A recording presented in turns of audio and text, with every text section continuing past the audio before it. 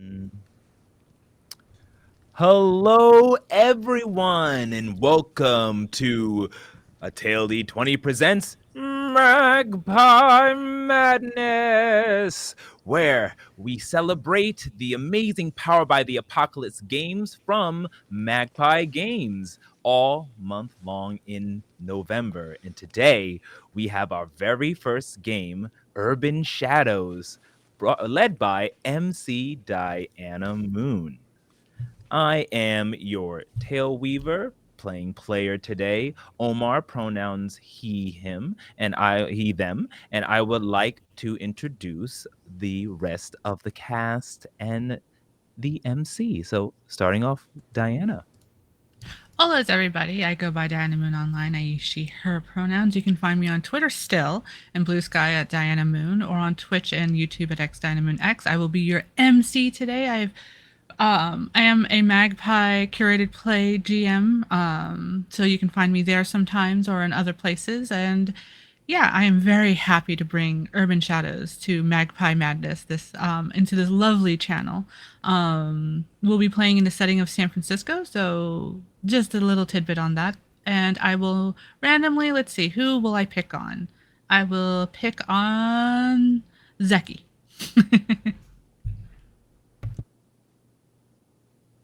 You were muted, Zach.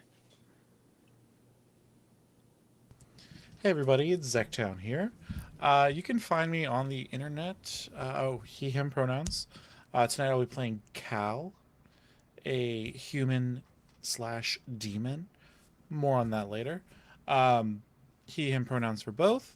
And you can find me on the internet at Zektown at pretty much everywhere. I think that's it. I think I'll pass it on to Travis. All right. I'm Travis.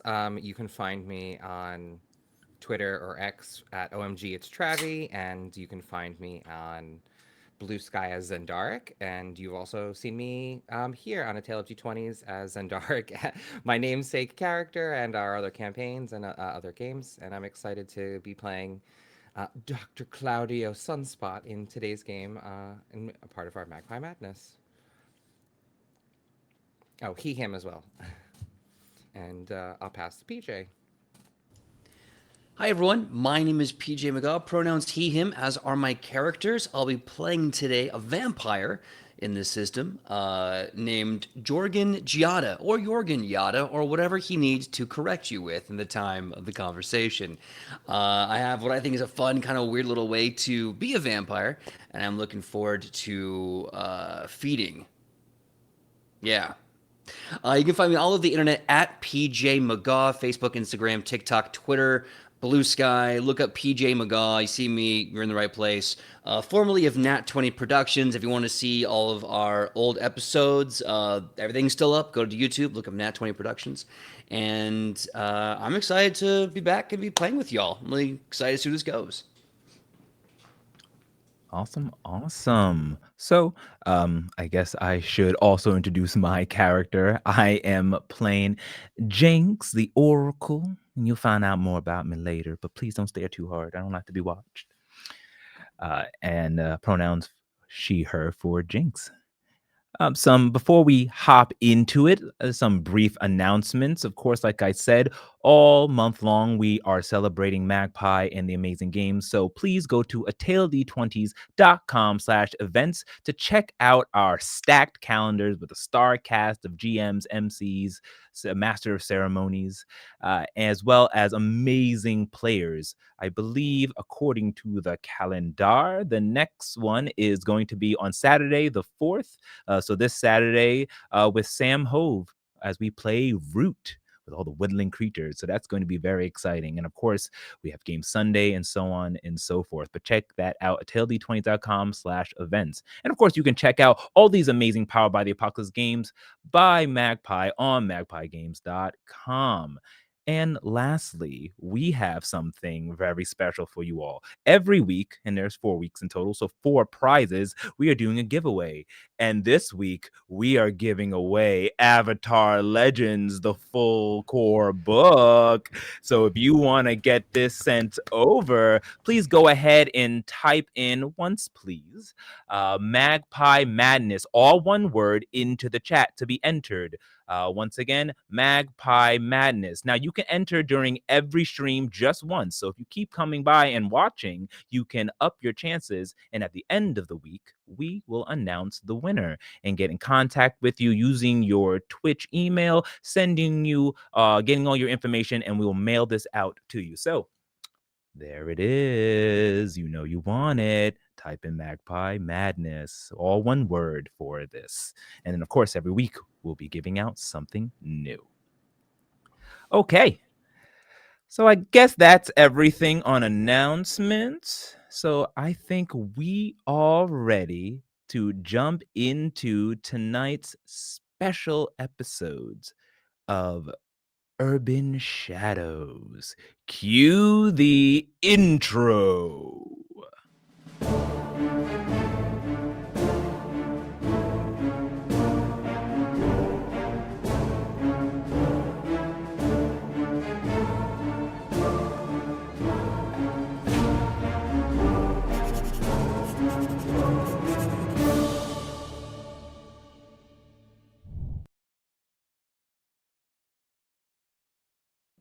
Okay, so Diana, take it away. Welcome back. Yes. In case you're just tuning in, we are doing Urban Shadows Second Edition. This is going to be a 3-part campaign at this time, earlier, next time, I promise. And yes, we are in modern day San Francisco. It is technically November 1st still, even though it isn't in real life. And it's Dia de los Muertos. If you don't know what Dia de los Muertos is, it's a holiday that is celebrated in majority of Latin America and even in a variation of it in Italy and Spain. It is a day where you honor the death of your beloved ones that have come before you, your ancestors. Generally, an altar is made, both in in your home or one that you would produce in a public space of honoring memories, and you would spend the time. Sometimes there would be a parade of like with skeleton puppetries and everything going through the city or through the Latino district. In this case, in San Francisco, it's the Mission District. To just celebrate life and death and everybody that's come before you. It is usually a joyous occasion. It can be a little bit of a melancholy situation. It all depends on how you are celebrating. And people invite others to come and honor memories. In this case, everybody who's here has come to City College. Now, in San Francisco, City College has various campuses in different neighborhoods. The main campus being an Ocean campus, where it's on a mountain and is the main campus, and it has an area where they do a lot of different fairs and everything. And for the past few Dia de los Muertos, they've done a special event at night to, one, educate everybody who doesn't know about Dia de los Muertos, and to celebrate and to bring community together. So there's a couple of food trucks and they can't get up that mountain, so they have little food carts nearby, tables where you can make paper flowers or make candelas or buy sugar skulls or paint yourself up. And then of course everybody has brought their own little mobile altar. It could be simply just a fabric that's on the ground with a photo of your loved one and a candle or a memory, and usually food that your loved one had enjoyed in life, whether it be alcohol or bread or sweets or something they weren't supposed to be eating anymore, that sort of thing. And everybody here, it was invited to the whole city, not just for the school campus, but everyone here is here for a reason. Either it's because they wanted to enjoy the festivities, maybe someone else invited them in, or maybe they even have their own altar that they wanted to bring and honor someone from the past. It's usually a very low-key kind of night. There's not, because it's on a campus, technically, it's supposed to be some singing, some dancing, a little bit of drinking, but for some odd reason, this night it just kept going more boisterous, more loud. Everybody was like, let's just celebrate everything. Let's go wild. Yeah, there's more at this, like, yeah, our ancestors wants us to party every once, so let's party like it's 1999, even though that happened, God, over 20 years ago now, and everything. So on this lovely campus and everything, we zoom into maybe someone who really is enjoying this like raucous vibe, someone who's been into concerts a lot, that may be like mourning the loss of not necessarily of a person, but like Taylor Swift canceled again for some unknown reason, and what are they going to do with these tickets and this extra merchandise? Yes, Jorgen, where are you in this lovely little vibe? It's like about 10, 11 o'clock at night, and the party's still thriving. Okay, so we have an ambiance, we have a mood, we have a location. I think Jorgen is going to try and get like as many people to wear like the sugar skull face paint as possible, have like glow in the dark like bodysuits, and just try to like get them involved, even if it's like not appropriate for them. It's just like everyone, like, no, like you're allowed to have fun. Come on. Don't be weird. Why are you making everyone else feel weird about this? Come on, man. So I think like in a big collection, somewhere like a beautiful seating overlooking like the hill and the bay, bunch of lanterns just out in the quad. Excellent. Yeah, of course. And you're doing pretty good. Everybody wants to get into the vibe. Everyone's been drinking a little bit or imbibing something else that's not alcohol, but and because we haven't encountered some of these Urban Shadows mechanics, I'm going to have you point. You see in the crowd one of you, the people that you have debt from.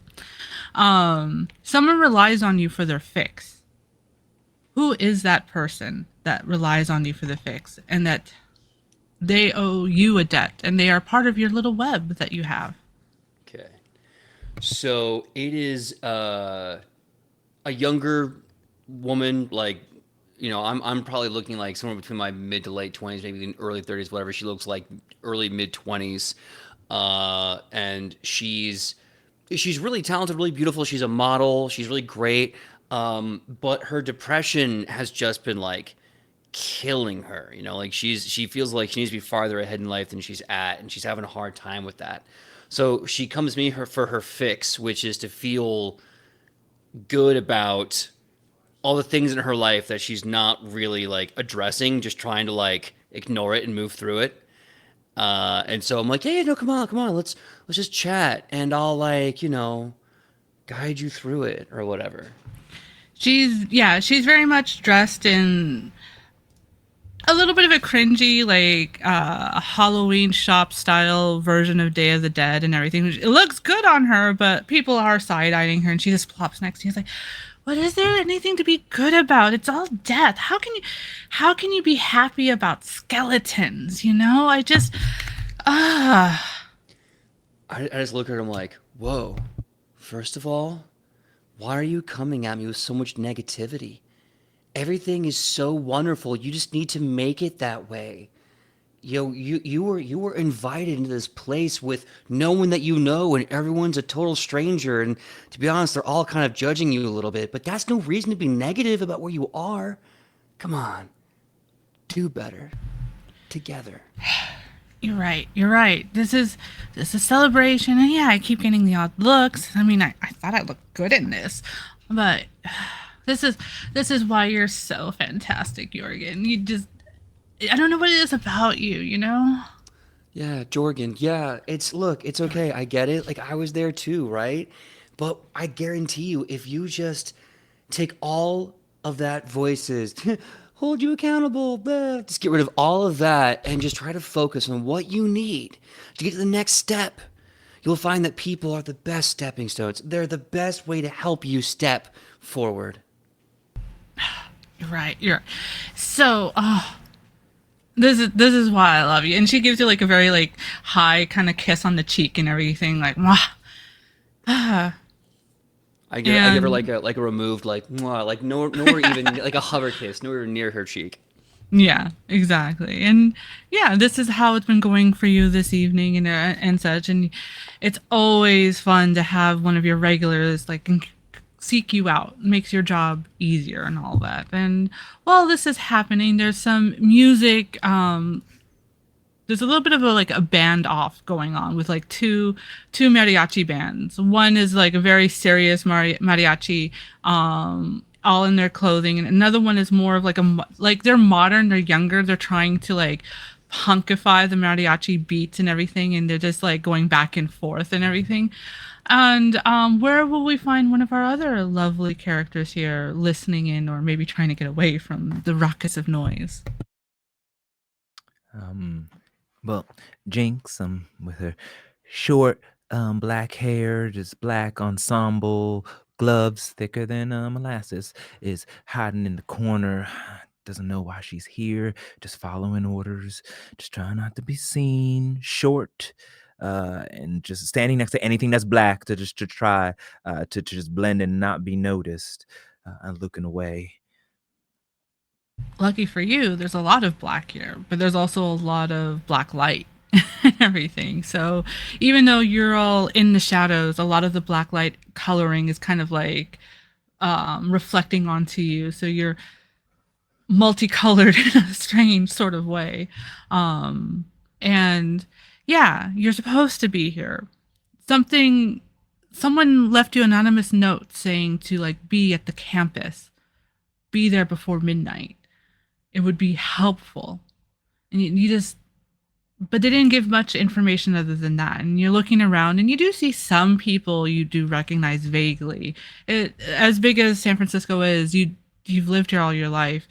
There's people you're going to encounter, even if they don't remember your face or anything. They do remember your sort of attitude of like being a little standoffish. You do see a couple people who are sipping drinks, kind of giving you a glance like, oh, it feels very high school, like, oh, it's that person. And as they walk by and everything, like, what are they doing here? Sort of feeling. And it's giving you a bit of a paranoia vibe, but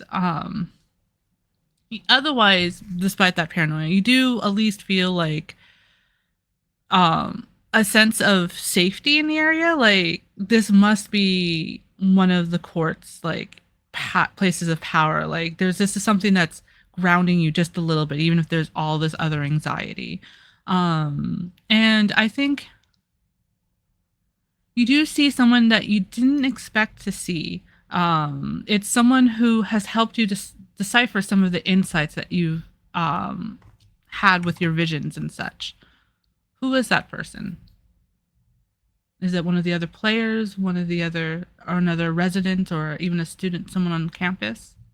I think I do see someone who the summer queen of the Fae has told me who could be a helping hand. I don't trust him. He seems so shady. A doctor, as I've heard. Clodo, Codo, Claudio. I think. Do I need to talk to him? Ugh, I don't want to. What is Dr. Claudio doing at this moment as they feel eyes upon them? Dr. Claudio is making his way up the back of the campus where the lanterns were being released into the sky because he's made a promise. At midnight, he must release a lantern. And he learned this tradition from his elderly friend, and he honors the Garcia family with a lantern every year. And it must be at midnight at the top of the hill. So Dr. Claudio turns around and looks backwards as he has a paper lantern he's crafted in his hands. Excellent. And you seem to just be not even just a few feet away from Jinx. And are you the type, Dr. Claudio, to look around your surroundings to see people that you would talk to, or are you very focused right now on this? There's still a few hours left, but you want to make sure this gets set up. Dr. Claudio always likes having friends and making good deals with people, so he might turn around and see Jinx. Oh, Jinx, can we interact? I don't know if I'm ready. If we're ready for that. Oh yeah, yes, for sure. Jinx, are you looking at me? I didn't know you were coming tonight. Dr. Claudio, it's a pleasure to make your acquaintance as I back up slightly. Try not to get too close. Oh, don't worry. You don't have to call me doctor today. We're just friends here. Friends, right? Sure. Did you know who Your Majesty sent you here? Um, yeah, sure. Do Okay. you do you want to come with me? We could talk. I mean, I don't think I have a choice. Do you have the time actually? And I'm gonna go to like grab your hand and see if you have a. I need a watch. I quickly pull away as you go to my hand, my glove-covered hands. Ah! No, no, no, no, no, no, no. I don't. Let me check my cell phone. Hold on. Go into my pocket. It's like almost. What time would it be? I don't want to make up a time, and it's like It's closer to like 11 by this point. yeah, it's, almost midnight, but like 11 o'clock. It says. Almost midnight, 11. Those are different times. That's 11. That's 11. I'm sorry. It's 11. Okay, oh, okay, we got some time. Right. But I need to be there in about 45 minutes. All right. As the Summer Queen has bequeathed. Shush your mouth. We do not know who is mundane and who is available. I'm sorry. Aware. I'm sorry. It's still new to me. It's a day of celebration, though. Don't worry. Oh, okay. All right. Lead the way. I'll be behind you. Just a couple. There's a whole bunch of kids up there. Let's go play with them and light the lanterns. Sure. Lead the way. Oh. And yeah, there's a bunch of kids that are running across and everything. They have like sugar skulls and masks and some more gruesome hollow, because it is a citywide thing. There's a lot of kids who are like thought, oh, it's Halloween day too. So there's a lot of those kids wearing Superman outfits and other type of Halloween costumes. They're young, they don't know any better, and the parents decided to, make use of that costume one more extra day for how much they paid for them. So you see all of that, and I think they run around and they go passing through Cal. Cal, what are you doing? The reason they're passing through Cal is because at this very moment, as the group sort of is organically coalescing together a little bit here, you see this skinny, pale, dark hair, dark brown, almost black eyes, young guy just sprinting across this park, chasing after what looks like someone in a mask, because there's horns, and that doesn't make sense for someone with horns to just be running around. I mean, like, everyone's dressed up with like the skull paint and stuff like that, but like Halloween was yesterday. Who's running around with like a demon mask on? And I'm just like, I see this pile of kids running around in front of me, and in order to not completely take out like four of them, you see Cal dive over them, kind of dropping his shoulder to roll as he rolls out in front of Dr. Claudio, finally coming to a stop, staring straight up into the sky. Hi, Dr. Claudio. I'm off the books today. Please, don't hurt yourself. You're the only one. I'll It's been a offer rough hand. night. Thank you. It's been a rough night. Do you need some candy? I'll reach into my doctor coat pocket, sort of Doogie Howser, white doctor vibes pretty much always, and I'll pull out a lollipop. Here, take a lollipop. It's a Tootsie Roll. Is it a special lollipop? It's the kid kinds that make the kids happy. That does not answer my question. Thanks, I guess. What are I you doing here? well, Are you I acrobatics you was performing today? no, I was chasing down. And I see the kids are finally like out of like earshot. That stupid bastard demon who slipped out of my fingers again. That same one you were working on last week? Yes, Or was it last month? I don't know. Time's slippy for me. it was 2 weeks ago. Oh, okay. Give or take. Yeah. Do you know Jinx? She's Oh. so nice. Hi, hi there. How are you, kind sir? Hi. Name's Cal. Your name is Jinx. What are you doing here tonight? I- What I'm brings you? I'm here just to for the festivities. Yeah, that's right. I'm just here to revel in the party, Celebrating. celebrate. Yeah, what the doctor said. Uh, Not doing anything Sure. suspicious. There's no such things as like fairies and vampires and none of that. No, that's a fake. She's so silly. um, Punch. Anybody want anything to drink? That's exactly what someone who's here to find enjoyment would be doing. Getting punch? Y- I mean, getting punched. No, I no, like no. to do the punching, but Oh no. I mean like the drink. You thirsty? I'll come back with something to drink for all of us. It's the least I can do. Excuse me. And I duck out, trying to find where refreshments are. I'll Yeah. take a pop. Yeah, and there's a bunch of different drinks areas, and I think as you're going to like get some drinks and everything, you find yourself near. There's this a strange feeling. Actually, Jinx, have you ever encountered the good Jorgen before? No. I tried to be as far away from people as possible. This is the first time I've seen someone quite like him.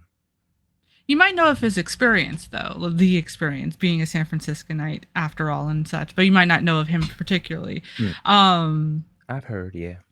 yeah, you actually hear a couple of people talking loudly about how they experienced this tomato city, I think it was called, right? Tomato Valley. Tomato Valley. Okay. Tomato Valley. How transformative an experience it was, and how they just seem like different people, and they're like, "Oh, I think the founder's just right there. We should go talk to him and everything." And when you turn to look in the direction, maybe just so you know person to avoid as you do, Jinx, there's this weird aura about them. I don't think you've encountered too many vampires before. As plentiful as they are in the city, they tend to stay in their own areas and such and let their thralls do all the work for them. So something about their aura kind of draws you to them a little bit. I mean, he's quite handsome. And Jinx walks over, just she's very chalant. That's actually a word. As she looks over, going to pour, like getting some pop and pouring drinks, looking over at her side, obviously staring at this specimen.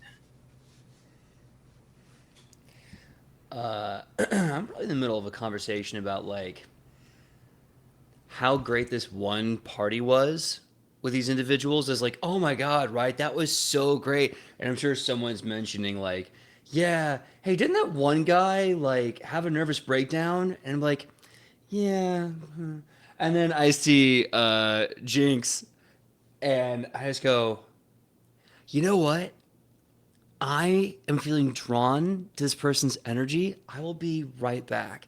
And I just kind of start like I'm not doing this. I don't know why I'm doing this gesture, but I move over to Jinx. You're doing that.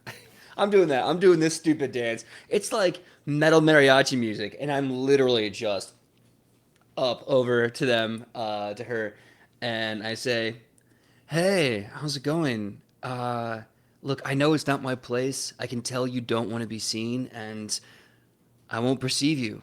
But if you want to be seen, I know some really cool people that would just like really be happy to hang out with you and your vibe." Um, how kind of you, sir. I'm just hanging out, just trying to just be part of the community. I mean, I, I mean, I don't like big crowds. I'm sorry, but who who are you? I feel like I heard of you, or you look familiar a little bit.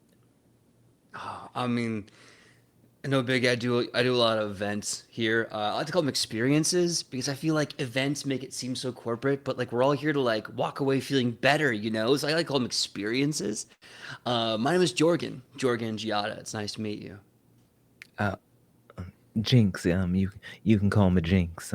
It's a pleasure to meet you, Mr. Giada. Yeah. Well, if you want to, I get crowds aren't your thing. There's a small group I know. They're just, having a good time. If you want to just get away, I don't know if you are, friendly, but, let me know. And if not, no worries. We'll have great stories. Um, well, I mean, I've partaked in the past, but I really shouldn't. I am here with a friend of mine, um, right over there, as I point over to the doctor, and Cal. So I see the doctor, and I just kind of like wave, and I'm like, oh, like a knowing. You can see like a glint of like a knowing look at the doctor. I'm like, oh, yeah, Doctor Sunspot.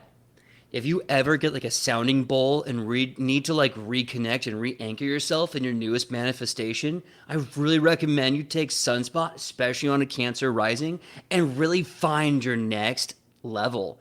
They're really great for that. And then I trail off as I see Cal, and I'm like, and he's cool too. Hey, like everyone's allowed to have friends, right? I see you looking at me, and I give you the finger. Oh, do you And I know him? He's so nice. The dude is an asshole. Oh, really? Curious, Jorgen, when you're doing these feels and everything, are you trying to feed or are you just like Ooh. vibing? Vibing, I You, mean. you know what? That's a really good. How about this? A pseudo feed. Like I'm just being myself. But if I get a hook into something, I'll just start auto feeding. And if I don't, I'll just pretend like it was me the whole time.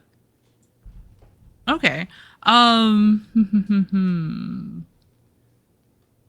So let's do two roles at the moment because at the same time, since Jinx, I did bring you to this person. You can, if you'd like, figure someone out. Figure what is Jorgen Horgan's deal, and you would for that figure if you roll with mind unless you have something else to roll for that. And for you, Jorgen, roll with blood. And I'll give you a +1 because you're not actively, you're trying to vibe. You're not, if it happens, it happens. If it doesn't, you're not here to hurt anybody. Cool. All right, it's +3. Since I'm not quite touching him, keep my gun, so I would just roll with mind and not use my powers yet. Okay, so that's 7 plus 1, so 8. All right. So on a figure someone out on a 7 to 9, they get to ask a question of you also, but you get to choose two from the list. So you have who's pulling your character's strings, what's your character's beef with blank. You can definitely ask about that other character. What's your character hoping to get from blank? What does your character worry is going to happen? How could you get how could I get your character to blank, or how could I put your character into my debt? Okay. So Two- those are two that you can choose to ask of Jorgen, and then Jorgen, you can also ask one question back to Jinx. Okay. Also, I don't know if I was supposed to roll, but I rolled an 11. 11, fantastic. So as this is happening, um, on a 10 plus, all three happens essentially. So you get to heal one harm or take one forward. So obviously, since you're not harmed, you can take one forward. And I would say this would be related to towards Jinx. So if you ever have to roll against Jinx or along with Jinx, you get a plus one forward to that. You'll learn a secret about your prey. So we'll figure that out, and that could be what you use your question on. And Jinx doesn't know what's happening, so it doesn't suffer 3 harm, which is pretty bad. Okay. So I guess my two questions would be, one, what is Jorgen's connection with the Dr. Claudia? Does he know about Claudia being a fae? Is he special in some way? And my second question is, he is dashing a little bit. Something about him just draws me to him. What I mean, I don't normally do this, but what could he be into? What is he? What? No, what makes him tick? All right. So the first question, because I have to answer those, right? I answer those. Cool. Yeah. Just making sure I'm getting it. So, my connection with Dr. Claudio's sunspot. I think that there's something definitely Faye touched about Dr. Claudio's sunspot. I don't know how deep that rabbit hole goes, only because I've never had a need to ask. Every time he pulls up to the experience, I feed like it's Thanksgiving, and everyone leaves feeling tired but rejuvenated, and I am fat with power after that. Every time, it's the best. And what am I into? Oh my god. I think there is a deeply narcissistic core to Jorgen. And it kind of is this Ouroboros. He needs to be needed. He needs to be wanted. And everything about what he's doing is kind of making up for something he never got. Interesting. Okay, maybe out of my league, but girl can try. Out of character, I applaud you. You saw a fixer-upper narcissist and thought we can make that happen. And I'm like, oh, girl, no, save yourself. Save yourself. Jinx has a wild side. I mean, you might be the one to help with her prophecy. Maybe. Maybe. And what's your question to Jinx? Whew. So I get to do 3, correct? No, just one. Just okay. Though, based on your other role, you get to learn a secret too about Jinx. Oof. Okay.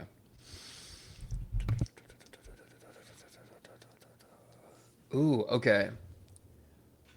What does your character worry is going to happen? That's my question. Jinx is afraid that some skin to skin contact might happen and her powers go out of control. And she believes that that can cause the death of whoever she touches. And so you can tell that she's very afraid of even touching you. Anytime you reach out, she launches back, she like pulls back, and everything about her is covered, except for just her face and her head. Okay.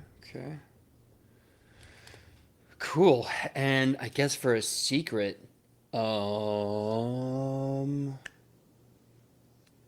what would Jorgen want to know? This technically could be Jinx like offering. Oh, yeah. So it's like a random secret. But before you give a secret, Jinx, generally when you have had the misfortune of touching someone to get their information, how does it feel when it happens? Like, is there like a pull, like a physical feeling to it beyond the anxiety of, oh God, I've touched someone? Yes, it's like pins and needles going down my entire arms. My nose also starts to bleed slightly, depending how intense the vision is. And I can just feel it as if I lived death or the event myself.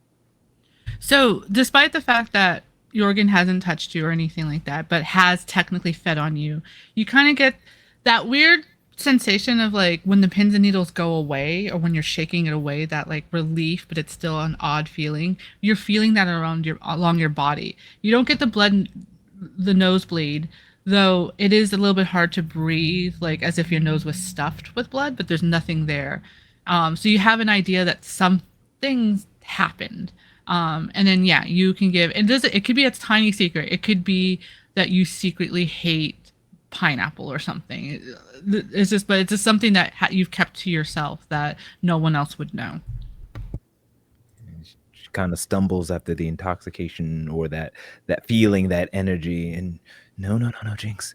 She says out loud, "No, no, not again. You're not going to cause death of someone else. You're not going to kill someone. You are not a murderer. You." I'm sorry. I'm sorry. I'm just reciting a play. I go to the community college here, so Jinx, you don't want to kill anybody. You're not a murderer. Are you? Do you feel confident to perform right now? I have some friends that probably just think that you're an amazing performer. Would you like uh, to give yourself that opportunity to do something different, get out of your shell? No, no, that's quite all right. I still study my lines. That's why I'm speaking. You should always recite your lines as much as you can to make sure you're ready when you are called upon stage. That's all. That's all. But thank you. Yeah, of course, of course. I'll make sure to do that next time if I ever recite anything. I'll say, Jinx told me I gotta put my name in there. I gotta become the character. Yeah, That's it. Yeah. Mm-hmm. yeah, Exactly. That's what I said. of course, of course. Well, do you need to go back to your friends? Do you want to come party with mine? Like wherever you want to go is safe. I guarantee it. Uh, I do need to. Unfortunately, I'm kind of tied to the doctor there. I'm also going into pre med, and he is teaching me all about how to do surgery and doctorisms. Um, I mean, you're welcome to stop by. It seems like you were friends, and I mean, Oh man, he sounds like he's really grown a lot since I last spoke to him. Speaking of which, um, I just wish Cal would, change their attitude and do better. They seem so hostile and, so just, so toxic. And I just really just, I hope everything's okay when you go hang out with him. you're so kind. I don't Yeah. really know him, but I hope so too. Uh, Oh He gosh, I didn't mean to talk bad about a stranger. I'm so sorry. I didn't mean that. I'm so sorry. No, no, it's all right. It's all right. Everyone seems to like to confess their innermost thoughts to me, so you don't have to worry about it. But I for sure will speak to Mr. Kale and make sure he keeps a smile on his face and positivity. Um, That's what but we love around here. No bad vibes, smiles only. Smiles just create more smiles. It's infectious. yeah, infectious. I mean, you couldn't stop by and hang out with us. I mean, we're not doing anything. I mean, you smell nice. I mean, you sound nice. And would you wouldn't mind your company? Yeah. I just might. I'll just might. I'll see where the spirit take me, see where the night leads me. But yeah, I'll see you around, okay? Okay, all I right. like energy. Keep that smile up. And I just walk away. Yeah. She goes ahead and like kind of bites her glove. Lovely. Um, while this is finishing up, Claudio, Cal, what are y'all talking about? What's happening? Well, I have this lantern. I was telling Jinx I have to be at the top of the hill at midnight. We have like 40 minutes. So what are you doing Well, before I before falling down, silly? before I was falling down, I was looking for another one of Doramo's slimy little underlings. Oh, did you find a lieutenant? You could call him that, I guess, but There must be a hierarchy. I do not understand it. It's free flowing. you know how people rely on their demons sometimes, Sunspot. Yes, they Sometimes pay well though. they. Yes, they do. But they should not be doing what they're doing. Like there's too much of a risk of things just getting out of hand if people are just running around causing all kinds of trouble. But then if they don't cause trouble, how can we help them? And make some coins from them. I don't think Kelly would like it very much if they were getting into trouble all the time. Well, you're right. I guess for the most part, we want people to live and be happy. That's What would the Queen say? Come on. well, she does. Her power grows and wanes depending on the feelings of the people, and she likes when the people feel her good, because then they makes her feel good. So she wouldn't want people dying. That's not our look. The Winter Court, they like to kill. We generally try to help, but I don't know. Okay, you're right. All right. Titania do not want to be dying. Yeah, exactly. So that is why I have to go around and get these little rogue bastards. Well, let me know if you need some help. I have a little specialty, and I like flip my hair, and you can see like these like sparkles and like an unnatural glow. Like it's dark, but like he has a glow about him, as if like he had like LEDs in his hair. Like he has like a glow around him. So I have some charms and skills. I could help you. I know generally I like to heal, but Dr. Claudio, Sunspot can be really shady if he needs to be. Are you good at tracking? Can you like get the scent of demons somehow? No, but I can talk to people and have them tell me things that they don't want to tell me. Like I I don't know. Like you have only experienced it once or twice. I generally heal you, but I can also make you feel a special way. We could do that with some demons. Speaking of demons, Cal, how does your patron usually communicate with you? Do we have phones? Like, what is the year of this setting? It's roughly current year. Just forget the pandemic that never happened. What a dream. Right? I talk to them through Telegram. Okay. It's, pretty anonymous. It can be, so it's easy to get some of the messages that I need. Depending on what the job's going to be, or going in, if I get assigned to wherever Kelly's daughter might be. Mm. Sometimes I get pins and just have to like show up. Yeah, and I think like one of the reasons you're here, not just for obviously like some of the rogue demon, like you have a couple of pending minor rogue people that like Kelly is like get it done by the end of the month kind of sort of thing. So Yeah.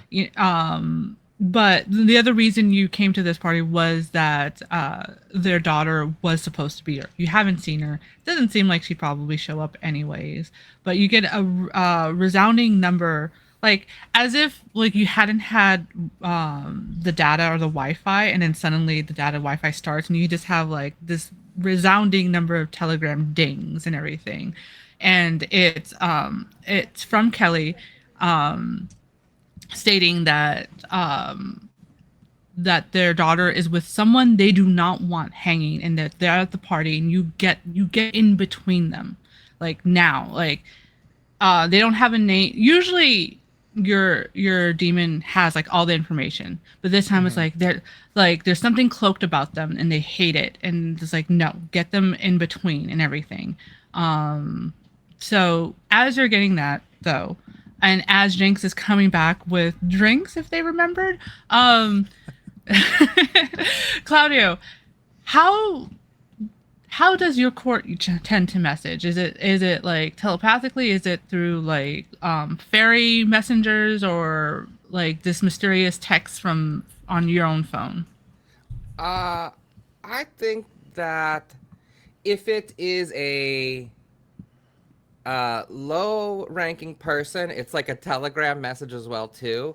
But if it's from Titania, it is a spirit, like maybe dancing lights in a specific pattern that people wouldn't picture, but like as a fae, you're like it's like SOS blinking, or like lightning bugs, or like the way a leaf falls in the wind around my like and swirls around my body. It's like a clear indication that like a fae is like magicking you. You know what I mean? Yeah. And I think what it is so in Dia de los Muertos celebrations, we have like these like it's usually Mexican inspired, these paper mantillas that are like cut out and colorful and everything. And one of them is like because it gets super windy in the city, is like has broke free from its banner and it's flitting about, but it's flitting about in a way like technically surrounding Jinx, not necessarily indicating anything specific about Jinx, but it's like, oh, that's a focal point, in a way that indicates, hey, something major needs your attention from the courts. And I noticed this. Yes. Oh, hold on there a second, Cal. I see there's some strange coming. Oh, Jinx is coming back. Hold on. Let's go check on her. And Jinx, you do notice that there's this weird paper that's just like the wind is just like in your face about. What the hell? I got that one, and I'll reach out and grab it. Now what? Oh my god. Thank you, Doctor. I don't know what that was about. I met the nicest fellow not too long ago. He says he knows you, and I believe his name is Jorgen, Mr. Giada, and he said nice things about you, Dr. Claudio. But Cal, just be sure to make sure you keep on a calm, clear, and cool disposition. You want to make sure that you're kind and you don't have a chip on your shoulder. No, be up. The word I would talk to Mr. Giada. He's wise words. There's If something about Jordy him. Bordy Shorts wants to like have a conversation, we can do that. But until then, I don't need to be reminded that his experiences can be better than just a warehouse show. Like, not JG, he's so nice though. Very He nice. brings- such an asshole. He brings all the people with him. So many people are willing to follow him everywhere. He has such a friend group. Yeah. And one, That's not everything. no bad language here. Bad language is bad mouth. You wash it out with soap. He is just and he's not that hole that you spoke of. He is a kind gentleman that only wants to be positive. And I invited him over. Positively asshole. Ugh.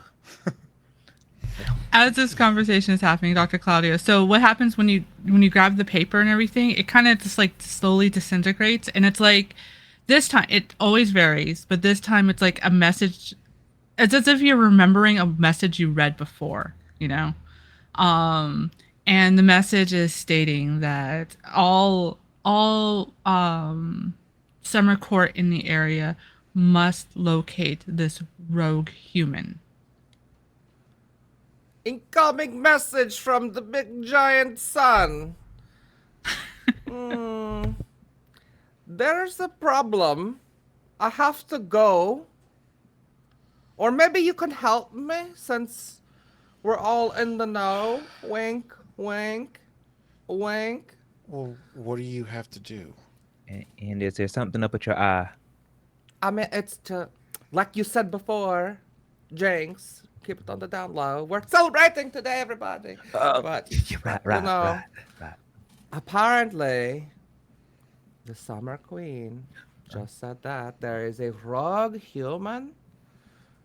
Let me think about that.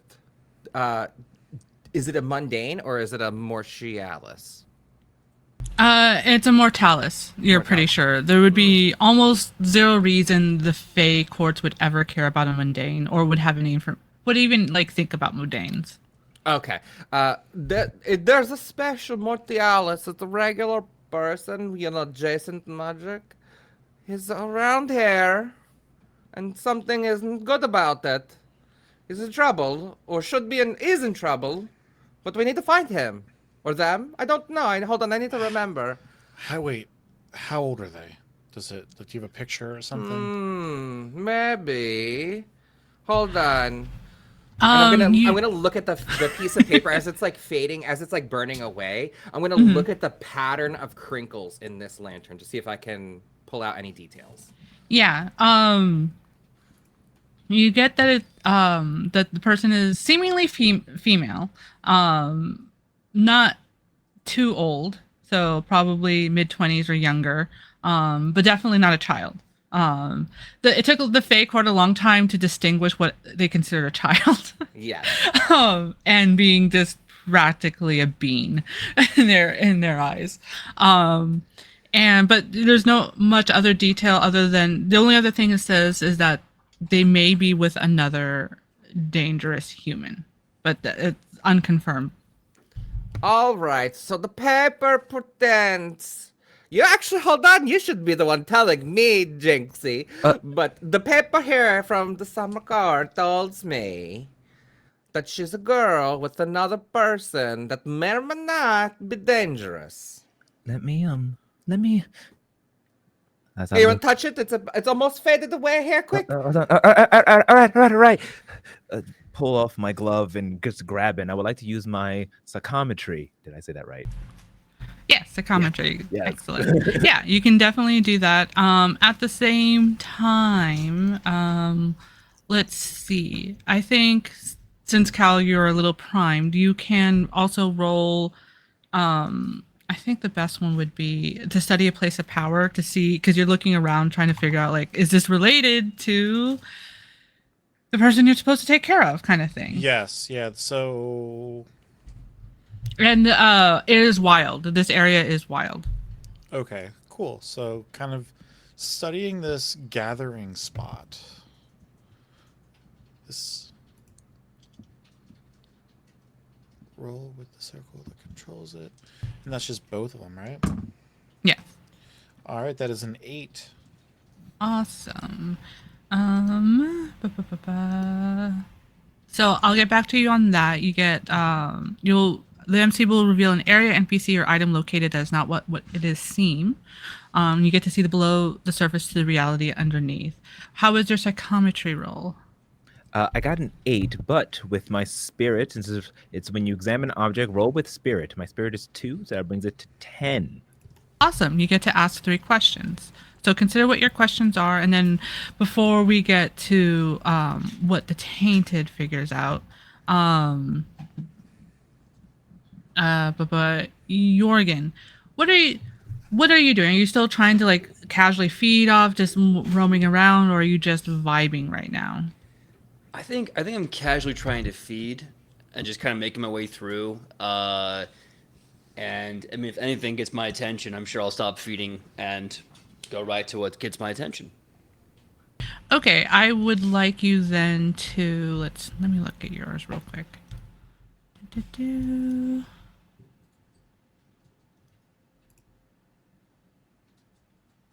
I think I want you to study a place of power also, and it's wild still. Like, and for you, it's to see if you indicate. This is my version of perception check to see if you notice any interesting people around.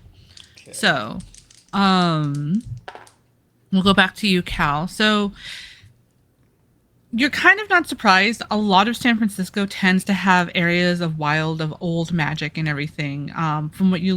From the few times you have interacted with Carl or one of his own tainted and everything. It's just like there's a lot of oldness here, and they can linger and everything. So you're not surprised that this area is a place of power. And actually, for a moment, you're almost distracted by the fact that there seems to be some magical location deep underneath this mountain that will ping at you, but it's not necessarily. It's like it's very much passive. Like it's not anything that's worrying you right now. Mhm. However, what you do see is glowing on the grass are um, are symbols, and they seem to be in a pattern that you're familiar with of like a summoning spell, but it's like across the entire campus and everything. And you're pretty sure that shouldn't be there, especially on such a holy day where the spirits are converging as Dia de los Muertos. Um, And is that just appearing to me, or would I be able to Yeah, that point is that just out? appearing to you because you're like Okay. sensing and looking around. And you have a feeling that this is related to finding what was their child's name? Did you give a name? Uh, we did not give her a name, but her Okay. name is Minnie. Minnie. Okay. So yeah, you know this is related to Minnie in some way, but you're not too sure where. But you have a feeling that if you follow to like maybe where the other side of this ritual summoning thing is, that maybe you'll be get closer to her, because like just briefly glancing around, there's just too many people. It's too dark. It's like 11:30, 11:45 now, even though there's candles and lights and everything. It's surprisingly very crowded still, that it's hard to pinpoint her, especially if she's trying to hide in a way. Jinx, you got a 10, correct? Yep, I get. So which questions are you asking? All right. So definitely, I want to know where this paper has been. Where would it Okay. be? This paper was initially like you sense like where the banner was, so it was originally from here, but instead of it being like what people would have witnessed of it like breaking off because of the wind and flying around you, it did break off and flew to someone else in the shadows of one of the hallways that would lead into one of the buildings, where they you can almost hear like the elven, or not elven, the fey whisperings of them imbuing this paper with the spell, with the messenger spell essentially, before it started flying towards you. So this was originally a mundane object. Right. And what secrets has this object been privy to? It technically has, since the banners have been put up since a few days prior, it has actually witnessed a lot of things. It takes you a moment to sift through what was just like mundane secrets of like which faculty members are dating, and which students are doing deals in the quad and such. And obviously none of that is important to you right now, but you do finally get the fact that there are a couple people who had come in between like the school day ending and then the prepping of like the space for today. You see a couple people wearing they're wearing the equivalent of like skeleton puppet gear that is very common in a lot of Mexican parades and everything, and they're very awkwardly painting with like, you first think it's water, but it's too viscous to be water. But they're painting symbols all across the campus, and you don't know it, but it's essentially the summoning ritual that Cal is seeing and everything. And one does finally like take off the head of the puppet and is like gasping, like it's too hot in here and everything. And it's a very much a young girl, looking a little goth, like very 90s goth, so not even standard modern day goth, but 90s goth. And it's just like, this better work, I want to get their attention, um before they put the head back on, and then they both head out in a direction that technically would leave, like the way that the mountain is, the tip of this mountain is created for the campus is like there's like a steep drop off like in one area, so they leave in that direction where someone would have to do like a 5 foot jump that nobody would do, but this is where they would normally put the dumpsters, so like as an area, as an out of the way place, and that's the direction they head to. And what did the person look like who was with her? They were still in the full puppet mask. They never took off the head. Got it, They were a got it. little taller, but not by much. And any strong emotions that have been around this object? Mm. Um, it takes you a minute to sift through because you are getting the strong emotions of grief and reverence from the people around here because it is Dia de los Muertos. The one that like seems the strongest was the person who wrote the message, and it was jealousy almost. You can't tell why, but like there's a whoever wrote this message to give to Dr. Claudia was very jealous. Oh, okay. So I reach out and touch it, taking off my gloves, and stumble back as the pins and needles go down my arms and start to sway. A little bit of blood drips out of my nostrils. I, I feel the Fae. They cast the magic on here in this very halls, and I see a head coming off. Weird paintings on the wall, sigils. I don't know. I think is that her? I see her. She's with another mascot-looking person. She Wait, wants something to work, and she's trying to get out, and she jumped. wait, what? She jumped off, You but why would you she do said. that? Hold on a second. You said something about sigils. I don't know. I don't Are recognize you? it. Focus on the most important part. I told you it was the This. Fae. I think all of this is related here, Doctor Claudio. Yes. I'm pretty sure.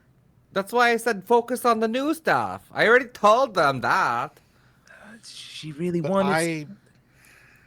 What did they want? I I couldn't can. tell. It's a summoning ritual. I can sense. I can see it.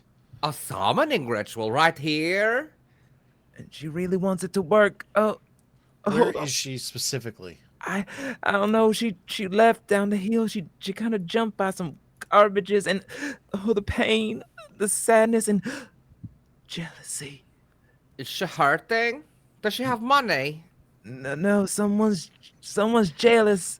Someone's really jealous. And I kind of stumble over, and I want to kind of fall on Cal barehanded and touch him and use my skin the surface ability. Ooh, okay, we'll get to that in a second. Jorgen. So, remind me again what you rolled, It wasn't great. It was a 5. including your stat. Yeah, what was the stat based off of again? I had you do study place of power, correct? Yeah, and it So was that would be wild. with wild. Yeah, that's with my bonus. Okay.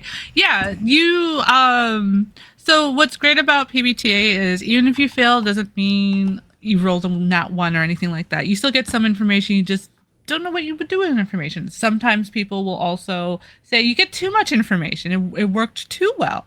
So I think in this case, what it is that you do get the sensation similar to a cow. Like this is an old like place of wild power and everything. Like naturally makes sense that like there would be a lot of supernaturals in this area. But you're seeing way too many people that you haven't met yet that are font of like feeding for you, like ooh, like But what is weird is that you see two people, and it could be magic or something else. You just haven't really ever discovered this before. Two people who have nothing to feed off of, that are living and moving and breathing around and looking around and everything, and that fascinates you. So I see this absolute bevy of livestock, some just ripe and filled with potential to take from, and others just husks with painted on smiles. Know that all too well. But this energy else that I'm getting is very peculiar, peculiar, weird, and that was a genuine word flub. And so I'm going to try to find someone who might be able to understand what's going on, especially the fact that there's people walking around with literally no amount of positive or hope or whatever energy I can drain from them. So I'm going to go back and to Dr. Claudio Sunspot and Cal and Jinx and just kind of walk up nonchalantly with a drink in my hand. And when everyone's out of eyesight, I just drop it right in the grass and I go, "Hi, how's it going, Cal? Anyone else get kind of like a premonition? You know what I mean? Like the spirits are telling you that shit's getting weird. Can I tell you in your language? It's the bad vibes. Speaking of bad vibes, Those are Jinx. real. Yes. Jinx, what did you roll? Oh, I did not roll yet. Let me go ahead and roll. All right, so that is a 7 plus 7, 8, 9. Nice. So you get to ask one question. Okay, so as I fall down and land on Cal, touching skin to skin, what is your hidden pain? Is one of the questions that I can ask. My hidden pain? Yeah, what are you hiding that pains you? Oh man. The fact that I haven't spoken to my brother in 7 years really pains me. And once I um, pay off all of my debts, I'm going to try, as I have for the past 7 years, to, stop doing all these odd jobs and get something steady and actually be there for my brother. Kind of push all after I come to my senses. Push off you. Oh, I'm so sorry. I'm so I can't believe. Please put these back on. I'm so sorry, Mr. Cal. Did you like just get like that? Was that like a mental like leap of information for you, or like Yeah. okay? And am I aware of like you learning this information? That is a good question. You are not aware, like, if you know of them and what their abilities are, you'd be like, oh, she got something. But if you don't know what her abilities is, then you're just like, is she just freaking out, kind of thing? Like, Okay, because she rolled got well it. enough, you don't physically know that something happened or Got what it. was taken. Yeah. Yes. Okay. And I do not know Jinx as one of us yet. So, are you okay? Um, you almost pulled you almost pulled a cow there and fell. I'm fine. I'm fine. Are you fine? Right. You don't feel ill. You don't feel any impending doom. I mean, outside of the normal. Oh, good. Have you turned on the news lately? Right. Yeah. I mean, news. Well, I'm so sorry, and just some advice, if you don't mind me giving.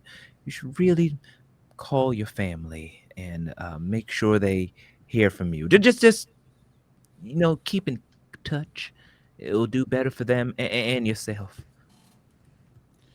As I keep getting these telegram pings, I look at my phone after you say that, Jinx. Yeah, I'll get right on that as soon as this stupid thing stops beeping. The last Um, message you get from Kelly is like, are you fucking sleeping right now? What the fuck? Status report. Where's my I daughter? I quickly text up to shenanigans, tracking now. Don't worry. And yeah, the four of you all together, you do witness this. You organ this little exchange between the other two. Maybe you even notice that. Sorry, my Spanish keeps coming out, so I want to say Yinks, and that does not make any sense. Jinx. We got Jinx, we got Jorgen, we got Claudio and Cal. It's all that. You might notice like that nervous energy again and everything, but like the fact that you can feel all like the bevy of emotion, you're also feeling like as if it's a magnet, that emptiness coming from the two that are like near the top of the mountain center of the quad. Like it pings at you, and it's weird because like it's supposed to be death, nothing, over there as you're trying to get all of them like what's going on and trying to find out what's happening. Oh, well, as long as they were right. Oh, that was strange. Good Jinx, strange. you're normally not so clumsy. I know. I try to be. It just that was a lot of emotion that was on that. Hi, Mr. Giada. I'm just clumsy. I totally did not touch anything and have a vision or anything like that. I promise you. I'm a normal girl from San Francisco. She's totally lying to you right now.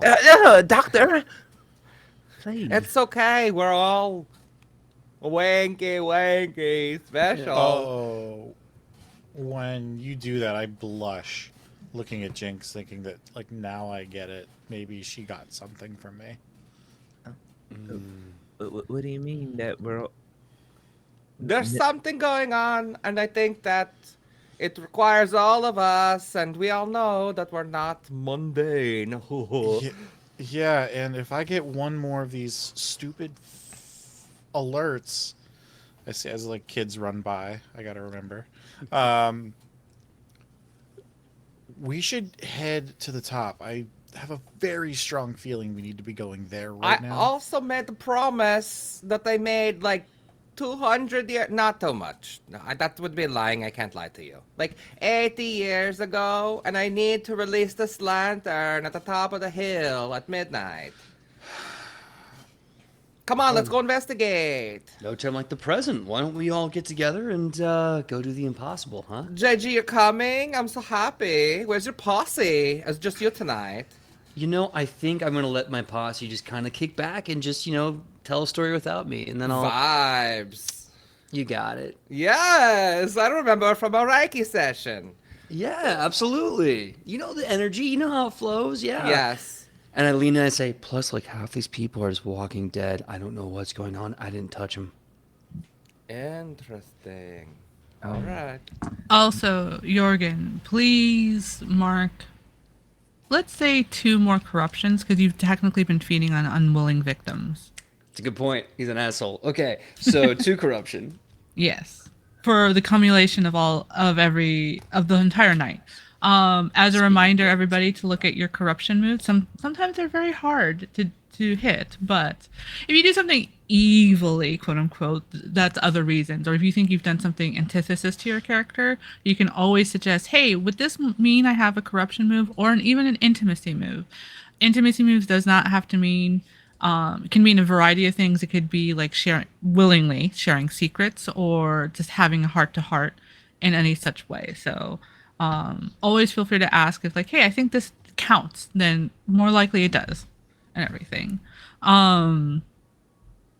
So yeah, you all 4 start heading up towards the top. It is gearing Actually, towards midnight. Yes. Sorry, could I? Because I actually have an intimacy move that I feel like might play into this because I sort of just spilled the beans that were all special. Like, because I am the connecting link. I know that each of them are, but they didn't. So my intimacy move says, when I have a physical or emotional with another person, I can demand a promise. Would this count that I be like, promise me we will not tell each other that our secret? Or Yeah, is that I think implied because or is that implied because we're? I think it would be a good for this case. It would be a good one because again, like Jinx was very worried and everything, and that you shared an emotional intimacy of like, hey, we're all in this together, So I won't say you get to demand from everybody, so you can choose one person to demand a promise from them. Okay, I will. Can I think about that for a second? Yeah, for sure. Okay. And for everybody else's understanding, you can demand a promise, and if the other person refuses or breaks the promise, they owe you a debt. And debt does stack, so you can get like 5 debt from one person. And it's not the end of the world to owe people debt. It just means that they might be able to convince you to do things in the future because we do have debt mechanics to roll for that. And that can vary amongst party members. Usually, if you're like really nice to each other, then you don't use it. You usually use it on NPCs. If you're mean to each other, you can force debt onto people and get them to do what you want. and such. So just FYI. But yeah, you can think about who you want to get a promise from.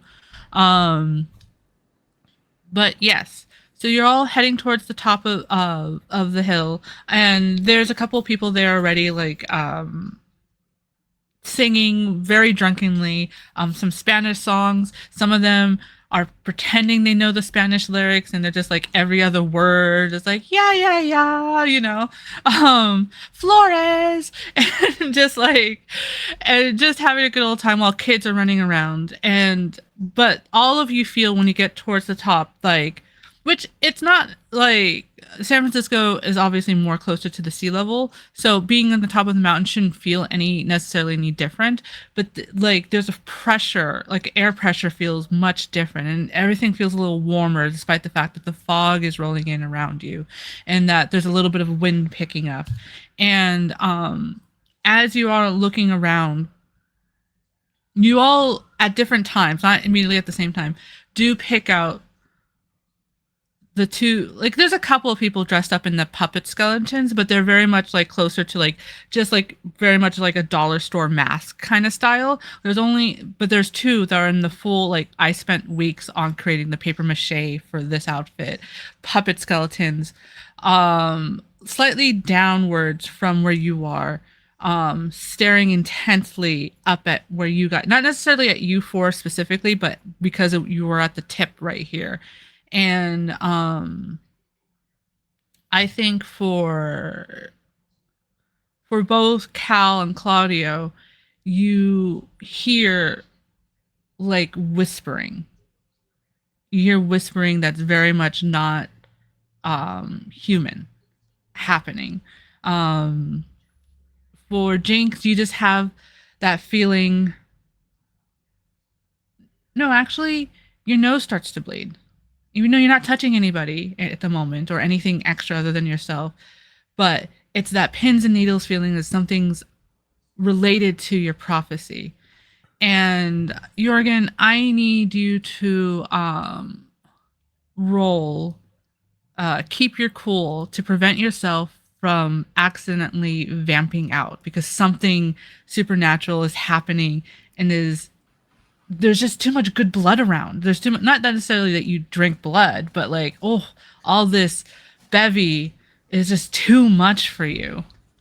Can I rewind a hot second, because I wanted to do something with Jorgen that might affect this. Sure, yeah. So as we're slowly walking up the hill, I'd like to just sort of step back and say, Jorgen, promise me you won't hurt Jinx.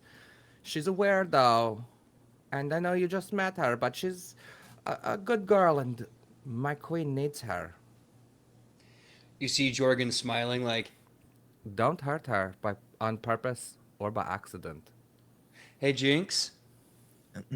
Yeah. Yeah. Listen, girl, I'm going to need you to really lock in all that positivity. And I'm going to really, really, really need you to just say no to like every stupid thing I say for the next couple of hours, okay? Yes. No. That is the smartest thing you've said all night. Yeah.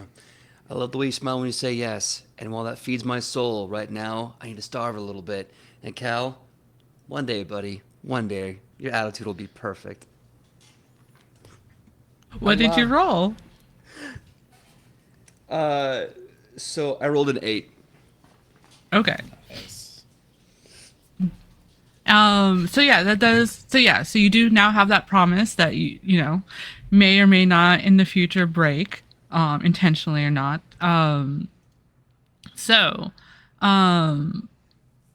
Because I asked you to roll it, I will ask you though, what would be the worst case scenario for you? Oh, It's not going to happen, obviously, but what would be the worst case scenario if you lost your control of your ability and your hunger? Oh, I think at that point I just stopped being this gross manipulator and just become like a violent wolf on the prowl, just hopping from neck to neck like a madman. Like in Daybreak, if anybody saw that movie. Yeah, just because I feel like he energy vampires because it's easier, and he's kind of created this system to manipulate people into doing it. I think if he didn't have that system, he'd just go feral. Is there anything that changes about him when he goes feral? Like, does he get the fangs? Does he just look more inhuman and So his grow a frame, bit or something? yeah, his frame right now is like naturally kind of lean. Like I said in the session 0, which you should go support the Patreon and see it. He's got big Coachella dude vibes. And I think instead of being like skinny and tan and lean muscle and lots of big heavy jewelry, he just starts kind of hulking into this just thick, broad-shouldered maniac with long nails and just an angry face, a very very angry, crying face. Yeah. So I think you do hulk out just a little bit. Like it's noticeable to the people next to you that you're looking a little more muscly and a little bit that shirt's fitting a little tighter, kind of thing. And you just have this ache in the pit of your stomach, like, oh man, what wouldn't I do for a Jinx bar right now? Kind of feeling.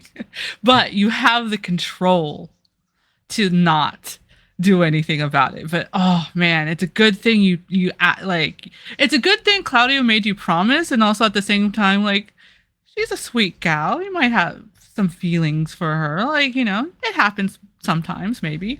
So yeah, so you're a little distracted by this, but you're able to keep it in control. But everybody does notice, like, there's something off about you. There's something a little bit more monstrous about you. Um, and uh, yeah, so you'll probably be the last to see the two puppet people because also you weren't necessarily told in time that there's puppet people to watch out for. Um, Claudio, you after you've had them make the promise and you're settled up there, and you have the presence of mind to release the balloon or the lamp, sorry, because you've never not done that promise, and that would be terrible, you know. And as you release the lantern and everything, and you're thinking about that family and how long you've known them, like all these years and everything, and you just vaguely something comes to you from like probably like the 1930s of like one of the let me make sure I get the name correct. Where did I write it? The Garcias, one of the previous Garcias, saying like, is it like, you don't know why it comes to you. It's like, it's a good thing that the monstrous that you're here to help.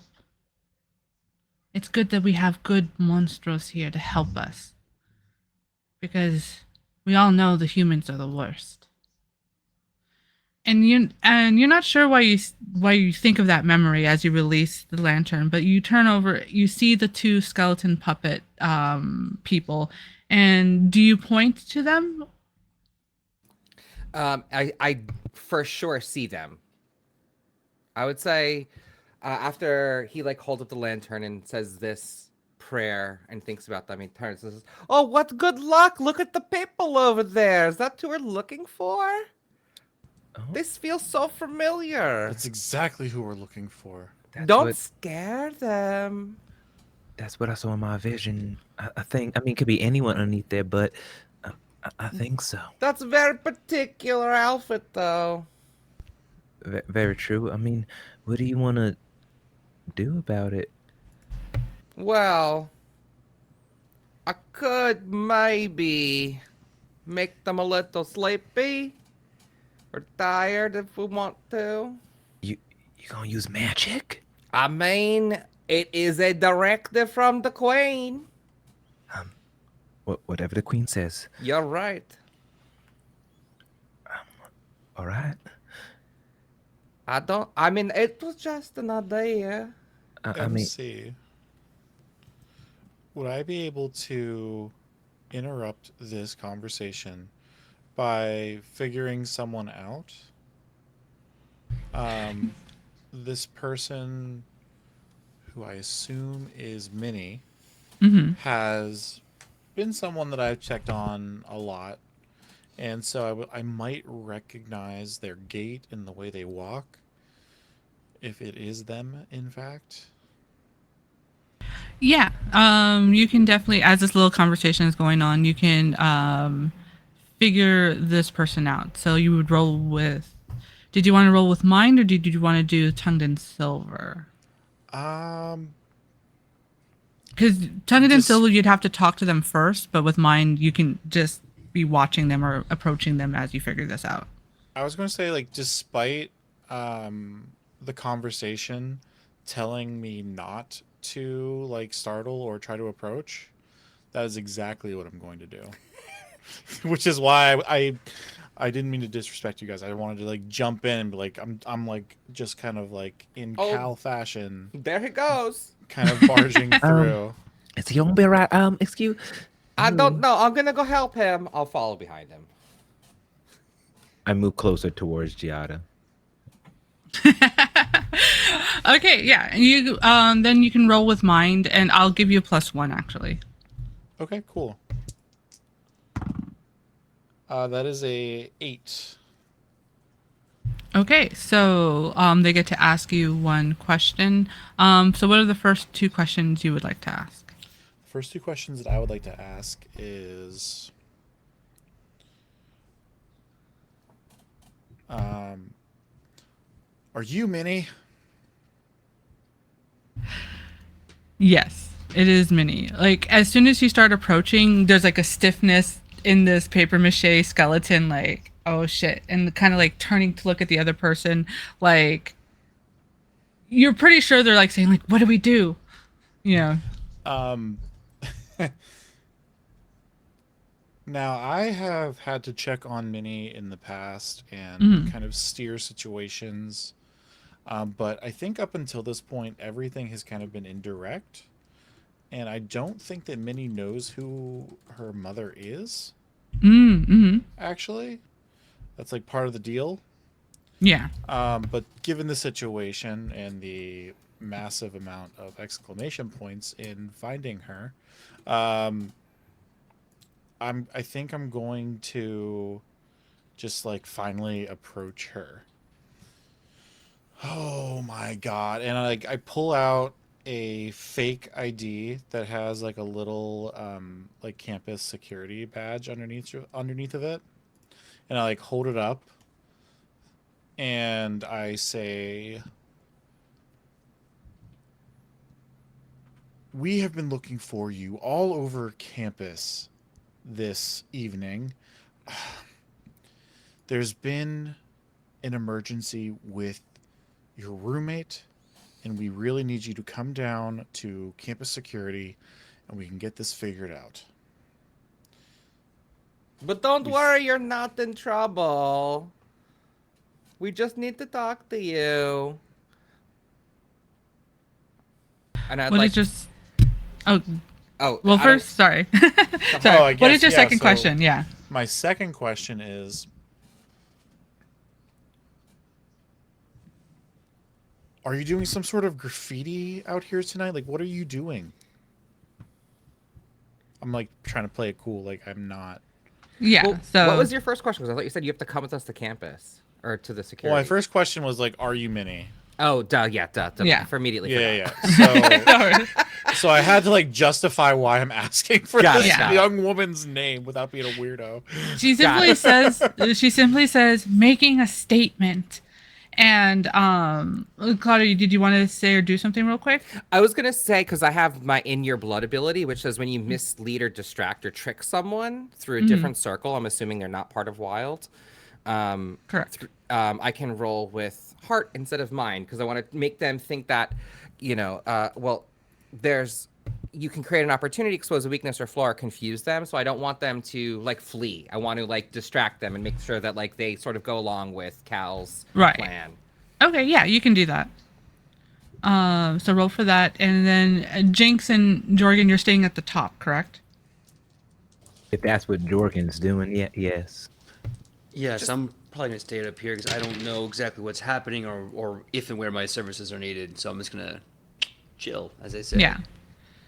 it doesn't help that like that hunger. Now you're stuck with Jinx alone. It's just like, but you are controlling it. But maybe you're giving Jinx a couple of looks that Jinx might misinterpret. I feel like it's like I looked at her and I'm like, so, how do you wish to see yourself in 5 years? I mean, or like, do you like the stars? Shit. God, I don't know how to not be toxically positive. What's your favorite food? Yeah. Um, I like pizza and biscuits and uh, uh, um just savory things. What about you? And Jinx gets a little bit closer than she normally does to other people, just somehow drawn to you. What about you? And maybe just in that intoxication, or maybe just being around, I would like to use a corruption. If I'm using it Ooh. right, and this is when you try to figure someone out, and I kind of want to figure him out. See what he see like. Is he into me? He's staring at me weird. Like is this a sign? Yeah. And use my empathic ability, or marker corruption to ask as many questions as you like, not limited to the list. Oh, so you don't technically have that corruption yet. Oh, okay. Yeah. So yeah, once you fill up the 5 boxes up top right there, so you have one default. Everybody got one corruption move mark. Um, then you can get that as a move. But that's a good one.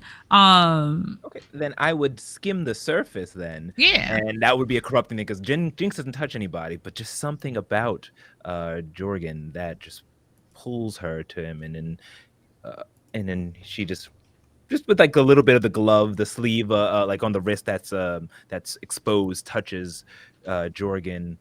Just curious, this curiosity is getting to her, and I would like to use my skim the surface ability then. Yeah. So mark another point of corruption for doing something evilly, Okay. even though they may deserve it. Yeah. And we'll see if I get to ask some questions. All right, I'm like always rolling 8, 4, 5, 6, 7, 8, and that'll be a 10. Nice. So you get to ask 3. Okay. Um, what is he thinking about right now? He has spent so many years manipulating and creating a system to have all dialogues go to a position that he can then feed from, and that kind of social engineering. And now that he has to not do that, he doesn't know how to be a genuine person anymore. He only knows how to be toxically positive, and he's trying so hard not to be it. But everything goes back to like, oh God, I don't know, do better, chill vibes, no anger, no solutions, just interpretations. Ah. So that's his first thought is, holy shit, I'm out of my depth here. Okay. And what secrets are you currently keeping? Boy, oh boy. Relative to this moment or like in general? Uh, I guess relative to this moment, not peering too far in. What secret does he have? Oh man. He's getting a weird vibe off of you. Like, not like a weird, like bad vibe, but like there's something special about you. And he's like, I wonder if I feed her dry, what will that give me? What can I take from her? And last, um, who or what are you protecting, if anything? Oh, or what am I protecting? I'm protecting my secret that everything I've been saying, everything I do, everything I've cultivated is an absolute lie designed to make me feel better and designed to use people to make me feel better. I don't believe a word I'm saying. I kind of stumble back. Ah, to kind of clear my nose. I'm so sorry. I don't. Um, Mr. Giada, it's all right. You know that you don't have to pretend around us. We're your kin. Uh, you don't have to go and put on this facade. I'm sorry for prying. I'm so sorry.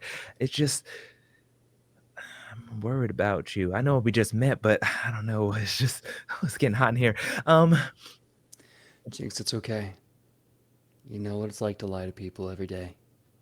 I do too. Yeah. I've been lying so long, I don't know what the truth feels like or sounds like. Well, We don't have to say anything. In fact, I say so much stupid shit constantly that it's kind of nice just to not say anything at all. And if you will let me, I'd like to just be here in this moment in silence with you. fair enough. Trust I me, think it's safer for you if I say nothing at all. I think that's an intimacy move, Jorgen. Shit, you might be right. Yeah. So either way, Jinx now owes you a debt, and they are in your web. But you can either tell them a secret about yourself more than what you just said, or you owe them a debt. Or if you think what you just said was enough of a secret, then that's fine too. Me or Jorgen? Jorgen. Oh, Do I think like what I said was enough of a? I feel like it is. I think it scratches the surface to my greatest secret that I'm a bold-faced liar. So I'm just gonna say that's enough for now. Yeah. Excellent. Claudia, what did you roll? Oh, I rolled a 8 plus my heart is 2, so that's a 10. Nice. So that just means that they agree. Like, oh, okay. They're a little confused, and they keep turning to the other skeleton, and the other skeleton starts to pull off their head, their puppet head, and this is when the music of everybody singing and the two mariachi bands that were earlier like going off on each other, they're now like just like drunkenly singing together, and the voices, the chanting that both Cal and Claudio you were hearing are kind of like what they were singing. You knew was like a really well-known Spanish song, but now what they're singing sounds exactly like what those whispers were, the ritualistic whispers. And it to Cal, for you, it feels like very slow motion as the other person pulls their head off, and it's your brother. And he grins and he says, "You ain't gonna get away from it this time, brother." And he snaps his finger, and everything goes frozen. Everybody, like, as you're talking, Jinx, Jorgen, as you're like having this little bit of a moment and everything just like kind of freezes. Claudio, like everything is just like Oh, snap. um and um and Minnie's kind of looking like ready to go with you, Cal, and then kind of like slowly like, wait, what? I thought we weren't. And he's just grinning evil. You've never seen your brother like this before, but you know it's your brother without a doubt. Mm-hmm.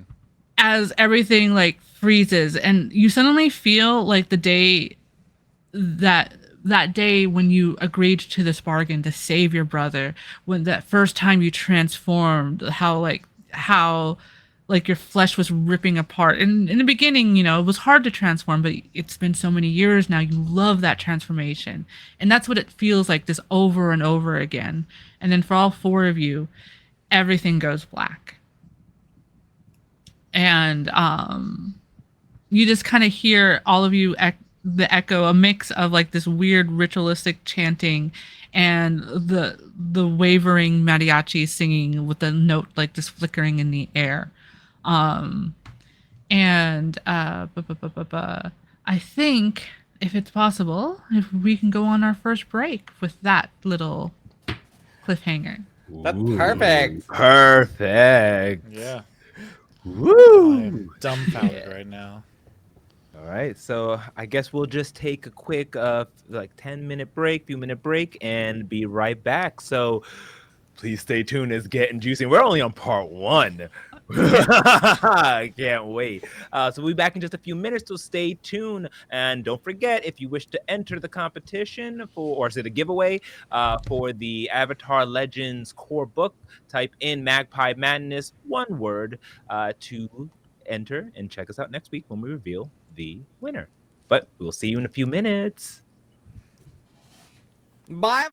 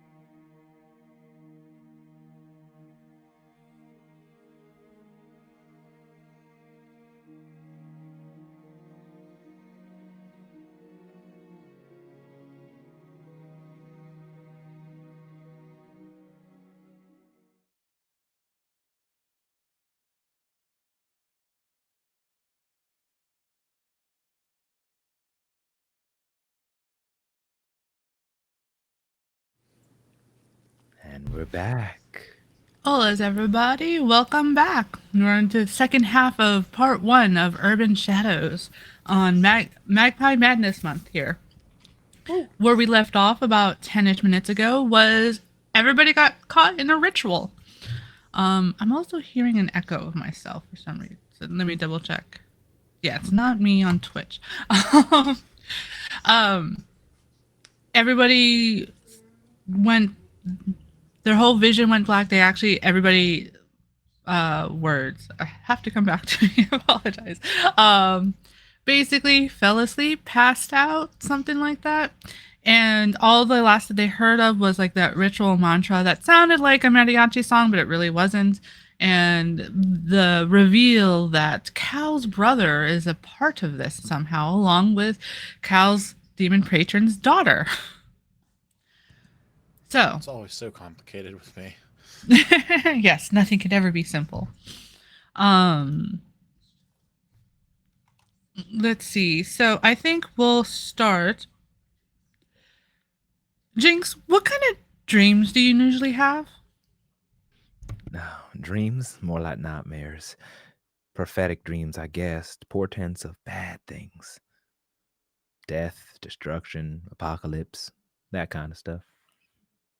It's all the usual everyday things. Mm-hmm. Yeah, I think usually like when you pass out, those are usually times when you get a little bit clearer of the visions that you just announced and everything. Things make a little bit more sense and everything.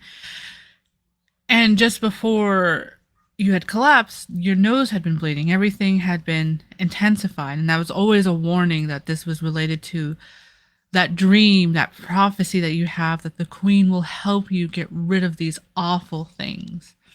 And so in this dream, you're kneeling before the queen of the court of summers, Tatiana. And you've seen her a few times in her proper fae vision. Very fancy clothing, very ethereal, something. There's always bits and parts of it that looks like there's no way that could be done without magic and such. This is the first time you're seeing her in full battle gear. And it's a little mix of like decorative battle gear, the ones that you wear for after the ceremony, and of actual like, because there's some parts that look dented and worn and everything, and stained blue areas, which is the color of this particular court's blood. And she looks down at you, and she's just very annoyed with you. Like you don't even have to touch her to feel how annoyed she is. And it's like, you couldn't just play the part of good oracle, could you? So please forgive me. You were supposed to be warning us when stuff like this happened. And she almost swore, but she corrects herself. Yet you wanted to play little human games. Do you really think you could have relationships? No. I suppose not. I'm so sorry, Your Highness. I didn't mean. There was a phrase I heard once, and at first, a human phrase, of course, that I thought was very silly. It was something about teaching men to fish and making them drown, or some sort of thing like that. I should have let you drown. And then the vision closes as you hear like shouts from her knights and everything going like, they've breached, and she just stands up, and you wake up in a gasp. And you look around you, and it's early morning. It's that point of the time where like you don't know if it's still nighttime or if it's becoming morning, but it's still dark enough. And everything looks almost destroyed.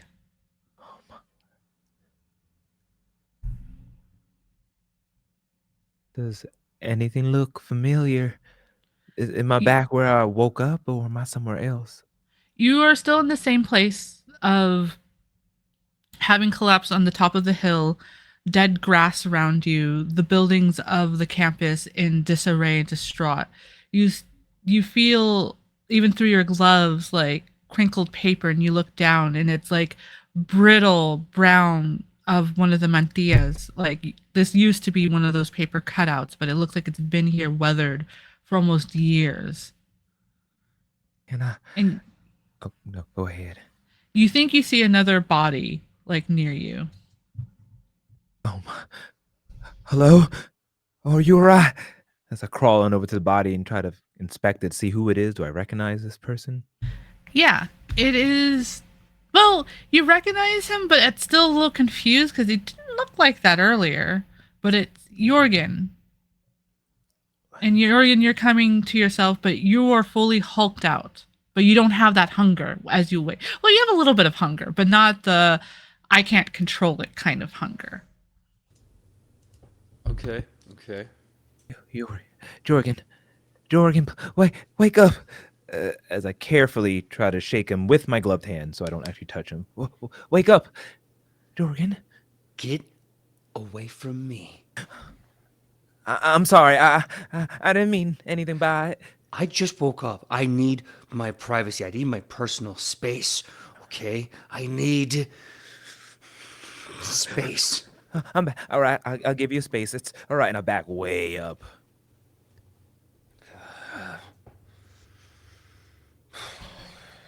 Jorgen, it feels like you haven't eaten in a while, but still, you do have, even though it's a small tether, you still have that control, and you still have that promise that you made Dr. Claudio.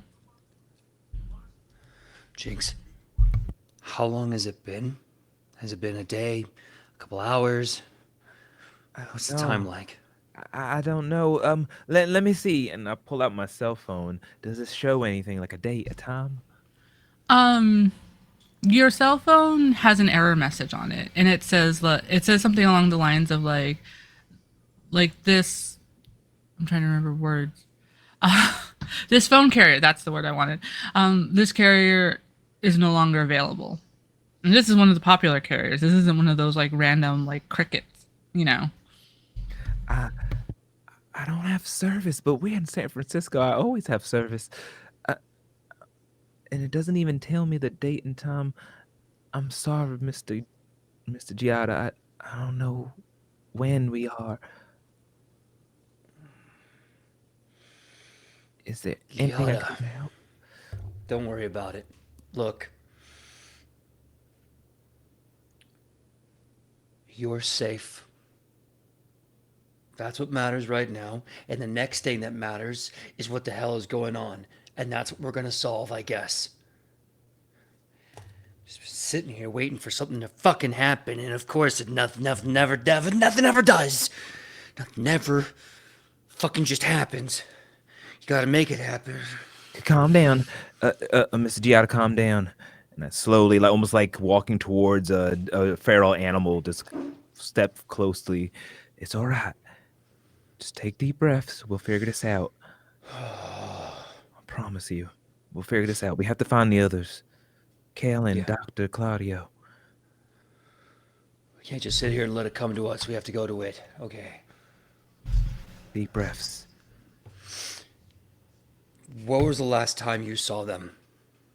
Retrace steps. They were going down to the people in the costumes, and Cal looked like he recognized somebody, and I heard him muttering the name, and then everything just went blank, and well, I saw some things. Never you mind that. All right, let's just get off this hilltop. Let's get back down there. Let's try to find the people that decided to abandon us so quickly. Oh, I'm gonna wring that little shit's neck. Let's just go. You lead the way, and I'll follow. Okay? Okay, follow me. Breathe. It's all right. No wringing necks needed. No, we're good. We'll get through this. I'm good. I just gotta fight myself. That's all I gotta do. Jinx, you walk in the direction you last remembered them going. Claudio, does your court have an alternate form? Like, is there a true Fae form? Yeah. They have like bigger, sort of like almost creepy eyes, like with big irises.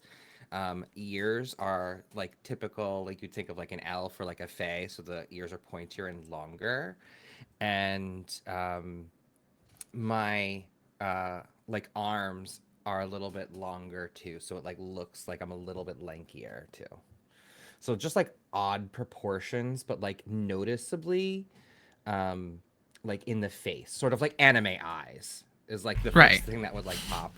And then I also, because of my standing and represented, like I have a magical aura around me, which I flavored like as my hair sort of. So that might be enhanced as well. Like I might have like a literal unnatural glow about me. Awesome. You, surprisingly, are having a pleasant dream of, again, Tatiana, Queen, is there. She is dressed.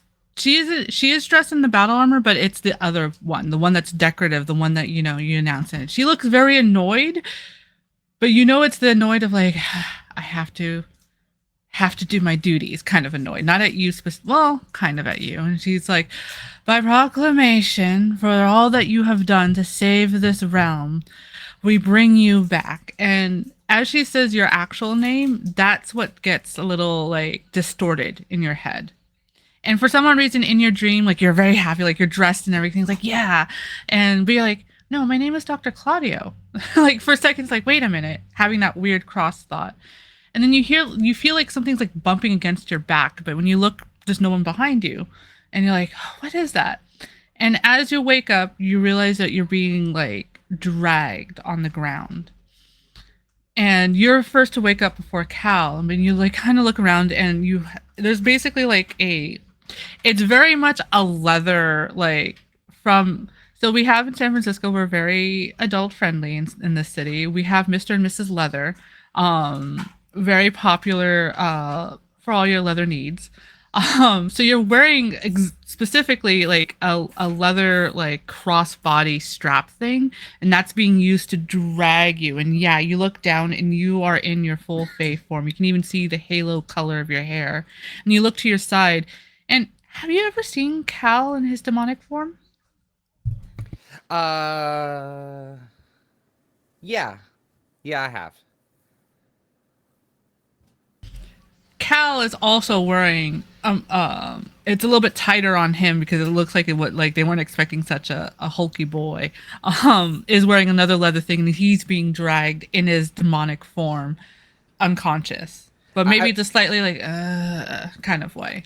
I'll add that maybe in our past history when we made our connections, for us to start that relationship, I had to show myself, so he knows my form too. So it's not just a one-sided deal. But if he is sort of out of it, can I touch him or be touching him? Yeah, you like the person that's it is one person that's dragging you. So you're kind of almost like accidentally bumping into each other. I'll start like mumbling a little bit, like, what are we doing? Where are we going? What's wrong with me? I need you, Cal. I need you to be awake. And as I like say that, I'm going to use my fairy magic, and I will suffer a harm to use my bedlam ability. And it says I can touch a vulnerable target to place them in a specific emotional state of my choice. And in this moment, I need you to be awake and alert and energized to help. So I'd like to change his state from a stupor to like aware and alert. Okay, and you said you wanted to suffer harm for it? I will suffer a harm for it. So this. Yeah, so it'll be you will mark off faint harm. And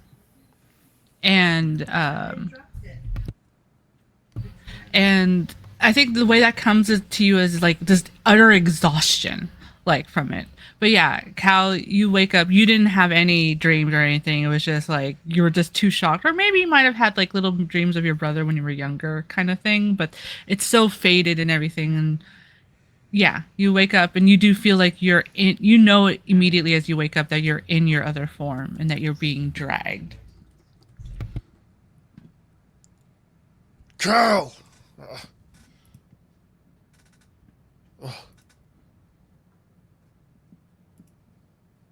Wait. I look at my hand. What? I look over and see Claudio. Claudio, what the hell's going on? I don't know. That's why I hooked you up. Hello, Dragger. And it, Dragger. and it's at that moment that they're wearing like big bulky headphones and they're like singing to themselves, and it's very much similar to like you swear it's a Swiftie song. I'm not a Swiftie person, so I don't know what song it is, but it's some Swiftie song and everything. That Is it bad boyfriend? blood. Oh. I was thinking Bad Blood as well. Okay. Yeah, way off key. And neither of you have moved enough for them to realize that you have awoken, but they're dragging you slowly. And from what you can look around, you guys are at the base of the mountain, so you're technically off. You're still on campus, but you're now on the sidewalk. And it seems like you're being dragged downwards towards like the residential area. They don't hear us. They're wearing headphones. Claudio, where are they taking us? I am Mr. Drag, just like you. This hurts. I should have touched them. Where did Minnie and my brother go? Oh, that was crazy. I did not expect your brother to be here. This sucks, Yeah, I though. I haven't don't seen like him in being years. dragged. I'm so tired. Then just kick their hands or something. I don't know. I can't. Can I reach back and touch them? Yeah, you kind of awkwardly reach back because the way the leathers are strapped and everything, and you accidentally poke their ass. I'm going to say, in the name of Titania and the sun, I burn you. And I would like to wither them and imbue a touch of power to kill, but I'm not really trying to kill them. But it's instantly understood as an attack and leaves a nasty mark. And or scar at the point of contact. So I'd like to burn like a sigil of the sun on his ass. Yeah. Titania, this debt I owe you, and I will give a debt. I have to owe Titania. I call your power from the other side. Yeah. You feel something. It's not the first time you've done this before. So there's just something. It works, obviously, and you don't kill them or incapacitate them completely. But usually when this happens, you do always feel like when you owe a debt to Titania, you feel like a surge of something within you that's very much like Fey pride. You don't feel it. You don't get that reaction. It works, but you don't get the reaction from your court, that innate reaction. And the person's like, what the fuck? And they like they let go of their straps to the both of you and stumble forward, and they're like reaching out, like grabbing their ass, like what the, and just swearing in Russian. In Russian. And we don't understand. Unless you guys know Russian. No? Okay. You might, Claudio. I mean, where's Claudio from? Yeah, right? European. I might know it. Can I roll a die on a d6 I know? Yeah, sure. You can roll a d6. Okay, let me get my here's my rose quartz 2. No, I do not know. It's Eastern. Too far Eastern. Can we scramble back away from him after he's... Stand up now, Carl, and I'll try and like help ourselves up. Yeah, you have enough time now. If you wanted to run away, you can and get out of the things. And because he's yelling up a storm, grabbing his ass and everything, and it's just like is in so much pain right now. I think it's time to go. Or do you want to fight him? I'll help you. Free charge this time. Should we fly up to the top of this hill mountain thing again and look around? Can you fly? I don't have fly magic. I pick up Claudio, and Like bride. you, yes, and you notice for the first time probably that I have these big feathery wings behind me. We're always tucking these away back there. Yeah, you should see me in a suit jacket. It's impossible. Majestic, I'm sure. I guess you could say that. Can I have one? A suit gonna- jacket? Pluck a feather. I owe a debt to you. Ow, that fucking hurt. Why would you do that? I just need it. Go! Go right now! And I take off. Yeah, you head on up, and it's like Jinx and Jorgen, like you're stumbling down towards, and then you do hear, because there seems to be there's not even sounds of birds, like as early in morning as it is, or the sound of traffic, because the freeway is not that far behind, and you would hear the humming roll. You might, if you strain, hear a few cars going by, but not really.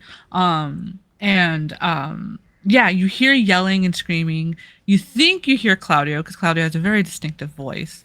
And it's only a few minutes before, like, as you're going on the long, like, deep steps to get off of campus, you just see you see a demonic form with crow wings carrying a fey-like creature up. Did I get hit too hard in the head, or is that some otherworldly being carrying another otherworldly being? I have so many questions, and I'm just going to ask them when I see them. And then I just kind of get agitated and I yell, "Hey! Could you please join us on the ground?" Hello? That you, Claudio, and Kale? Hey, look. It's Mr. Sunshine. They're so tiny, they're like ants. Let's go talk to them. I miss them. I drop down in front of the both of them. Where did you guys go? Some Nowhere. guy was dragging me. Look, I don't own leather like this. Well, I mean, now I do. I'm taking this. You look fantastic. Listen, we went nowhere and everything went to shit. So what's going on? Where are we? What's happening? What's going on? Did you see Minnie? No, who's Minnie? The mouse? I don't know him. No. She was one of those kids dressed up in those skeleton costumes. You mean the one from my vision? Yes, and real life as well. The one that we were meant to find, Mr. Dr. Claudio. Bingo. Yes. Yes. I'm still holding you, Claudio. It's okay. I like it. So we have some sort of Amber Alert situation. Is that what's happening? And we have to find her, and then whatever weird phase we're all in, it'll just end, and we can go back to feeding. Well, we found them. We did Wait. find them. That was our goal. You found them. I mean, So what's next? Cal and I were chasing the kids on the mountain. You were standing in the back, like just a few, like 20, 30, I don't know, 100-yard back. We were chatting with the kids, and then he was, "Oh my God, Cal! Did you tell them about your brother?" Come again? What about your brother? The other one. We found the girl with the hat, with the costume, and then the other person take their costume hat off. And it was his brother! Come on, Cal, I was setting you up. Sorry. Indeed, it was Kai. I haven't seen him in years, though. He was not happy. You mean the one that you were thinking about before? Oh, I'm sorry. What? No, nothing. How no, do you no. even I know that don't. was I don't. Cal, She's a You- weirdo. usually when you feel the connection of like your patron of Kelly nearby, how does that feel? Like, is it like It feels warm. okay? Like You warms feel my heart. you feel cold. You feel like the way Jorgen is looking. you know. Ugh. I feel so gross right now. Where's something's wrong, Claudio, Jinx, Jorgen. I can't feel my patron. Is that a bad thing? Yeah. And I pull out my phone and I see like the no service. Correct. Yeah. You do see the old messages, but they look corrupted. Like the from is all corrupted, and like you don't see all the text words anymore, but there's still some there.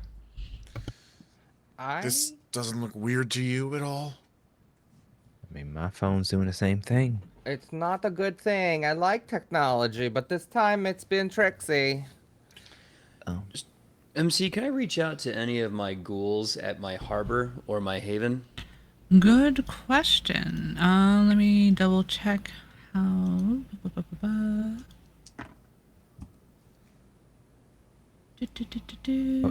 after that, I do want to have a conversation really quick with Dr. Claudio.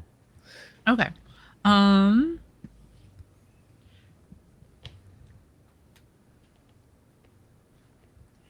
So I think like if they're in within distance of you, your thralls, your ghouls, you can like just think like come to me.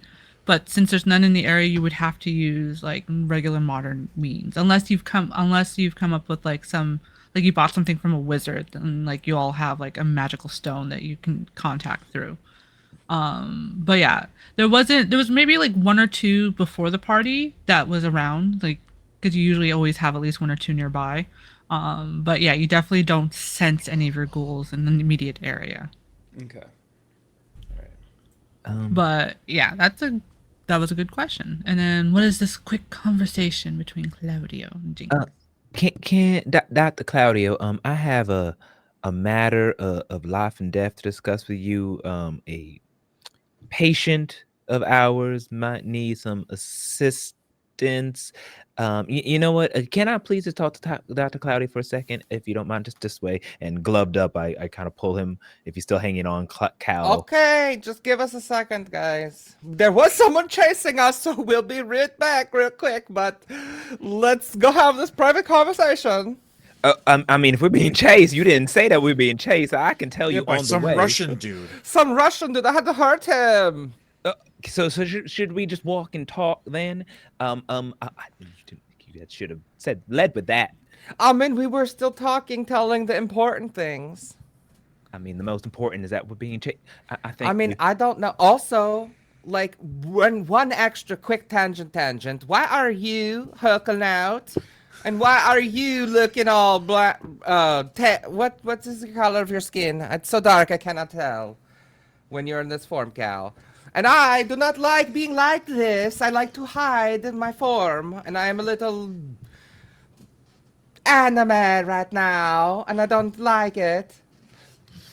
People think I'm weird, though.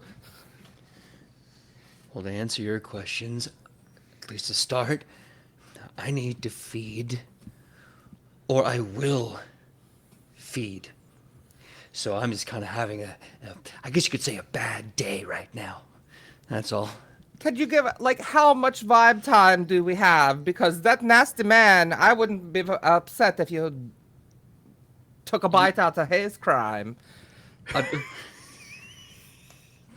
damn it. I tell you what, you give me anyone.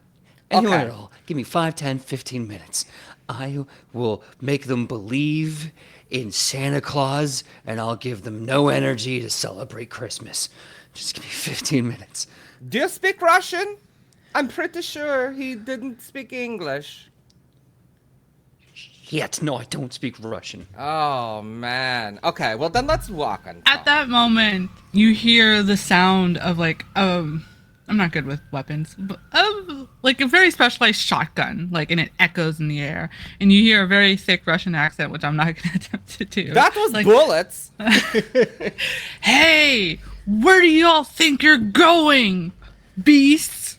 You hear suddenly, oh, good. He does speak English. As I am him! ready to feed on him. Now we shouldn't be. We shouldn't jump to conclusions. I'm sure we can find a peaceful resolution to this conflict. He was the dragger. Get him! I start chasing after him, and I'm like, "Do you feel secure in the galaxy? Do you see the? Do you feel in any way inferior to those around you? You shouldn't. You're made of star dust." And I just start screaming toxically positive idioms at him as I drain him of his very positivity. Yeah, roll with blood. Let's go! All right. Oh my God, that's a 12. Beautiful. Yeah, all three technically. So you heal 1 harm, which you don't have. You take +1 forward. I'll say this +1 forward is to your next roll, whatever that may be. The prey doesn't suffer harm, but they are freaked the fuck out because of the way you're looking and having done this. The secret that you learn is they secretly love monsters, but this is a good job. They can't help it. They're good at it. So as I come to find that out, I start to kind of like double down on my feeding. Like I said, I'm gonna tap the well on this guy. So I'm like as I'm draining him, and you see his body start to kind of wither, you see mine wither in unison, and then eventually, as it continues to wither, I'm just like, hey, like, all this negative energy you're presenting with this shotgun, like, it's clearly messing with the entire vibe we have here. Why don't we just recollect ourselves and realize, this really is your fault. We were having a great time, and you just don't seem to be receptive to what we're trying to do here. Like, look, you like monsters. Why don't you allow yourself the courtesy to just like monsters, man? Instead of realizing you have to, like, make money, you can do something else to make money. Come on. You can do anything that you put your mind to. Just sucking his soul now at this point. Yeah, and so you now have 4 points of corruption. Speed run. This, even when you've had bouts of where you hadn't eaten for days or something else has happened in your long life, it always feels good. It always, like a starving or a thirsty man to water. This doesn't feel good at all. Even though you're getting filled and you're getting control and feeling normal, it does not feel good to feed off of this person. There's something like almost as if it's out of date. Back when you remember drinking out of date milk and stuff like that. And the guy is just like, what? But you're all illegal, and there's four of you, and then he just starts off in Russian, and then collapses unconscious. Is he all right? I get up, and like my hair is no longer like short. I'm no longer just this beefy monsters man. I'm now skinny, long hair, Coachella man, and I'm like, he just needs some time. He's just vibing. He's just riding the energy, and so am I. Jorgen looks fine now. I mean, a little bit more worried about the person he probably just murdered. Is he all right? And I would like to go over and inspect this person, touching to see if there's a pulse. Forgetting that I don't really like to touch people. There's barely a pulse. Like, if they wake up in the next few hours, they'll be fine. If they don't wake up in the next few hours or something else happens to them, they're gone. But right now, just barely there. Crap. It also doesn't help that they have, you don't know this at the moment, but that they have a huge branded mark on their ass, and they had suffered a lot of pain from that. So it's a case of like, yeah, if no one calls the ambulance for this person, and if no one finds them to take them somewhere, they will die. Can I use the skim to surface to see just what's going on with this individual as I touch them and check their pulse? Yeah. Okay. As I go ahead and go and touch with my finger, and I'm like, ah! 4, 6. An 8 plus 2, so 10 again. Nice. So you get to ask 3 questions. Um, what are they thinking about right now as they're dying? Um, just how nice that they managed to make a mark in the world, and they got, even though they got to do what they second love most, which is interacting with monsters. Um, and yeah, and it's like, too bad I won't be able to get this bounty. Bounty. What secrets is this person keeping? Um, that they know of a shelter nearby that houses non-humans that they haven't told the authorities about. Okay, and are they protecting anything, anyone? Mm, just their own pride. They're not protecting anyone. Technically, they're protecting that shelter because there should be no shelters for non-humans. Okay, so he likes monsters, but was hunting us for a bounty. Mhm. Wipe the blood out of my nose. I don't know if he's gonna. Why did I have to touch him? I don't know if he's gonna make it. He needs to get to the hospital. He's a bounty hunter. I'm a doctor.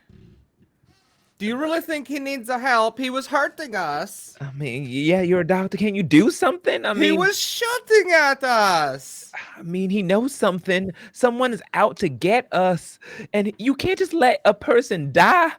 I did not take an oath of Hippocratic nature. That wasn't around when I joined the leagues. Kel, please, you have. Do you want to pay the debt it costs? Yes, You will do this. save this man, please. In her name, you owe Titania another debt. Can I transfer the give a debt to your monarch to him to use my nature's healing? Hold on. You have to do the debt move. So Okay. Well, I mean, I will take a debt for the monarch, but I will then make him owe me a debt for that. Okay. In this name, I take a debt to the queen on your behalf. You owe this to me. And I will reach down to the man I will bend over to the man and I will look to the east and I say, I pray to the watchtowers of the east. No, I'm just kidding. I don't need to do that. And just funny. And I will say, in her name, I call upon the sunny healing. It's hard to translate from Fae, but that's the best we could do today. And I will touch him and do nature's caress and call forth a warm, sunny, channeling, healing energy, and it will heal 2 harm. And it says it could even close wounds and knit bones back together. So it is a powerful heal. But I will leave the brand that I left on his ass. of course, yeah. And they kind of groan, and again, you're pretty sure they're cursing. They're cursing in Russian and everything. And then they open their eyes and look at you. And you're still in your Fae form. The only now only Jinx and Jorgen look human. You're like, are you going to kill me? Heavens no! I just spent energy and a debt to heal you. No! Oh my goodness, what a waste. I still have to pay that if you die, so no. Wake up, silly. Why were you shooting? Because you are and then kind of like he doesn't tries to step a little bit and kind of looks around and looks a little scared of you, Jorgen. Even though you're near human form, they're like, It's all right. and well, because you're you. What does that mean? Dr. Claudio Sunspot is always you. You're non-humans. I mean, I don't generally like to look like this, but no one ever banged a gun at me before. Non-humans have been illegal for the last 5 years. Come again? What? I don't think we heard you correctly. Not humans have been illegal for the last 5 years. You are to be either caged and collared and working or banished from the Bay Area. That sounds kind of odd. I would like to use persuade an NPC to see if I can get this NPC to tell me what are you talking about? Where are we? When are we? What do you mean? Yeah, we can do that. All right. So I roll with heart. Do I have a lot of heart? No, that's a -1. 6, 7, 8, 9, 8. Nice. So on a 7 to 9, they counter your offer, demand payment, a debt, a favor, a resource before agreeing to follow through. They basically ask, you're gonna let me live past this conversation, right? Of course, of course. Don't worry. My friend here, pointing over to Jorgen, will not harm you any further. We healed you, right? We're just lost and afraid. No more burn touches, right? No. Looking at the two, because they weren't sure which one did it. So yeah, Claudio and Cal. A Fae always keeps the promises. I told you I'd keep you alive. If I break my promise, I get hurt, and I don't like being hurt. Does that count when you don't have a court anymore? Shut your mouth! How dare you say that to me? What do you say that for? No one can besmirch my Titania's name. She's the queen of the sun. Because the Fae realm is closed. I mean, they spent the last 2 years trying to find a way to break in. What do you mean closed? Closed? You can't. What do you mean break in? Well, obviously they're going to have a counterattack, so we have to break in to destroy them. Who's we now? Humans, like you and me. Looking at you, Jinx. Yeah, humans. Yeah. What the fuck is going on in this world? What year are we in? And they will say it's like 5 years later, so 2028. Oh no. Oh my word. I'm going to be so sick right now. Claudio, I had Have you all been under a rock or something? Were you in the magical prison? Did you just break out? What happened 5 years ago, right here? The ritual that caused and he'll say it in Russian first because he's trying to think of like the words for it. That caused to break the agreement between humans and non-humans. You all went wild for some reason. Wild. Do you recall anything about maybe a ritual or a summoning happening at the community college? It was something you all. I mean, granted, San Francisco has had many failed rituals happen from humans, but this was the first time that non-humans created a whole thing to try to take over us, and we weren't gonna let that happen. Obviously, you're on our turf, especially you Fae invaders. Ew. I do not appreciate your tone. Dr. Claudio, I will break a promise. I had a vision. Now let's all simmer down. I had a vision when we woke up. Queen Titania, she was not happy. She was under attack. Something was breaking in. They were bolstering their defenses, and she blamed me. She called me some names that I'm gonna forget. And You did that? I didn't do anything. I mean, Is we were this what you trapped. wanted to talk about? Yes. Are you Yes. saying this is your fault? No, I'm not saying it's my. I'm not saying it's my fault. Why does everyone keep saying it's my fault? I was trapped in whatever prison, just like you all were. Listen, listen. Okay, what we're doing is taking a lot of you sentences, and we need to start just thinking about non-specific sentences. Like maybe it's not your fault or your fault. Maybe it's your brother's fault. Last I checked, he was the one that ran off with Minnie the mouse. That is the true story. Where is she? Didn't Have you seen two people dressed up as skeletons around here? 5 years ago? I'm not from here, man. Obviously, you can tell I'm from Russia. I just came over here a year or two ago to help with the. I mean, you guys have such a strong grouping, and there's like a bit of like weird, skeevy kind of expression in his eyes of monster types here. That's great. I guess. But I'm really kind of talking about just recently. If we're here, maybe they got here too. I didn't see anything but these two.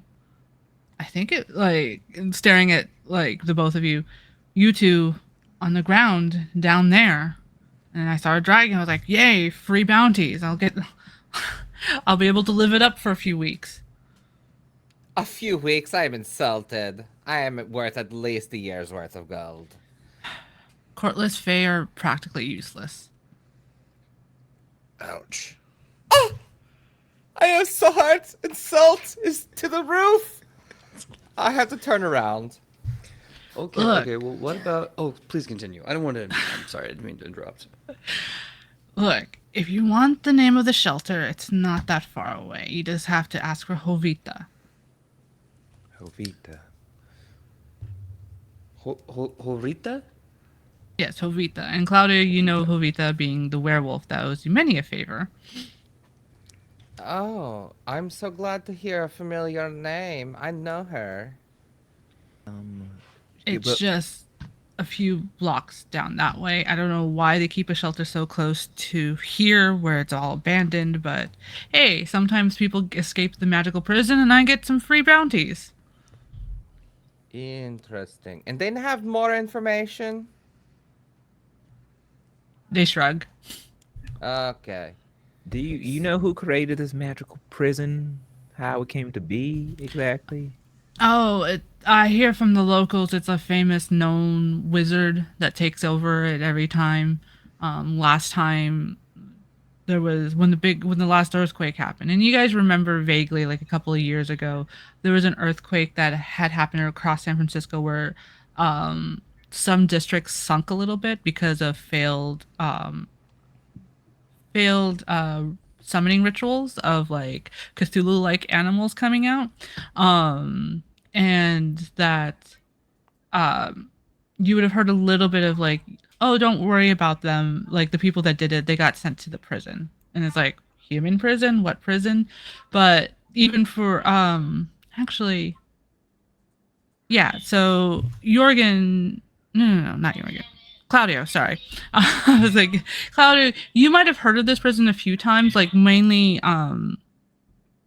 in passing of like some humans had like kind of like got paranoid with all the things and so there was a magical prison somewhere in the city where it really is supposed to be just for the bad people, like not just anybody. It's like mainly other bad wizards, other bad monsters or artifacts get taken like there. It's like almost the equivalent of what was it, Warehouse 42 kind of thing. Warehouse But 13? 13, thank you. Sorry, I don't know why I thought 42. Warehouse It's a magical 13. number, I get it. Yeah. And but because you, despite everything you've done in your life, Claudia, you've been a good being, you know, so you've never had to worry about this magical prison. But yeah, Interesting. Okay. I will share this information. Um, All right. so should we make a deal, my friend? You will not tell anybody about us, and we will not harm you any further? Sure, yeah. Good, it is a deal. Your word is my word. Your word is law. Right. Yeah, fuck your face. I forgot. How can we be sure? He speaks the truth. Otherwise, I would know. Look, if you all need any other kind of help, and he'll pull out a card that's very much like it used to be some other kind of business card, but he's written like Monster Hunter on it and with like a number, and not realizing you guys don't have working cell phones. And uh kind of looks at you, Cal, with a bit of like a saucy look. Like they're liking your demonic form a lot. I take the card and I inspect it, and then I let it out. I would like to frighten this guy with a display of my demonic fury. Ooh. So So I roll think like spirit. Yeah. roll spirit. Mm-hmm. Okay.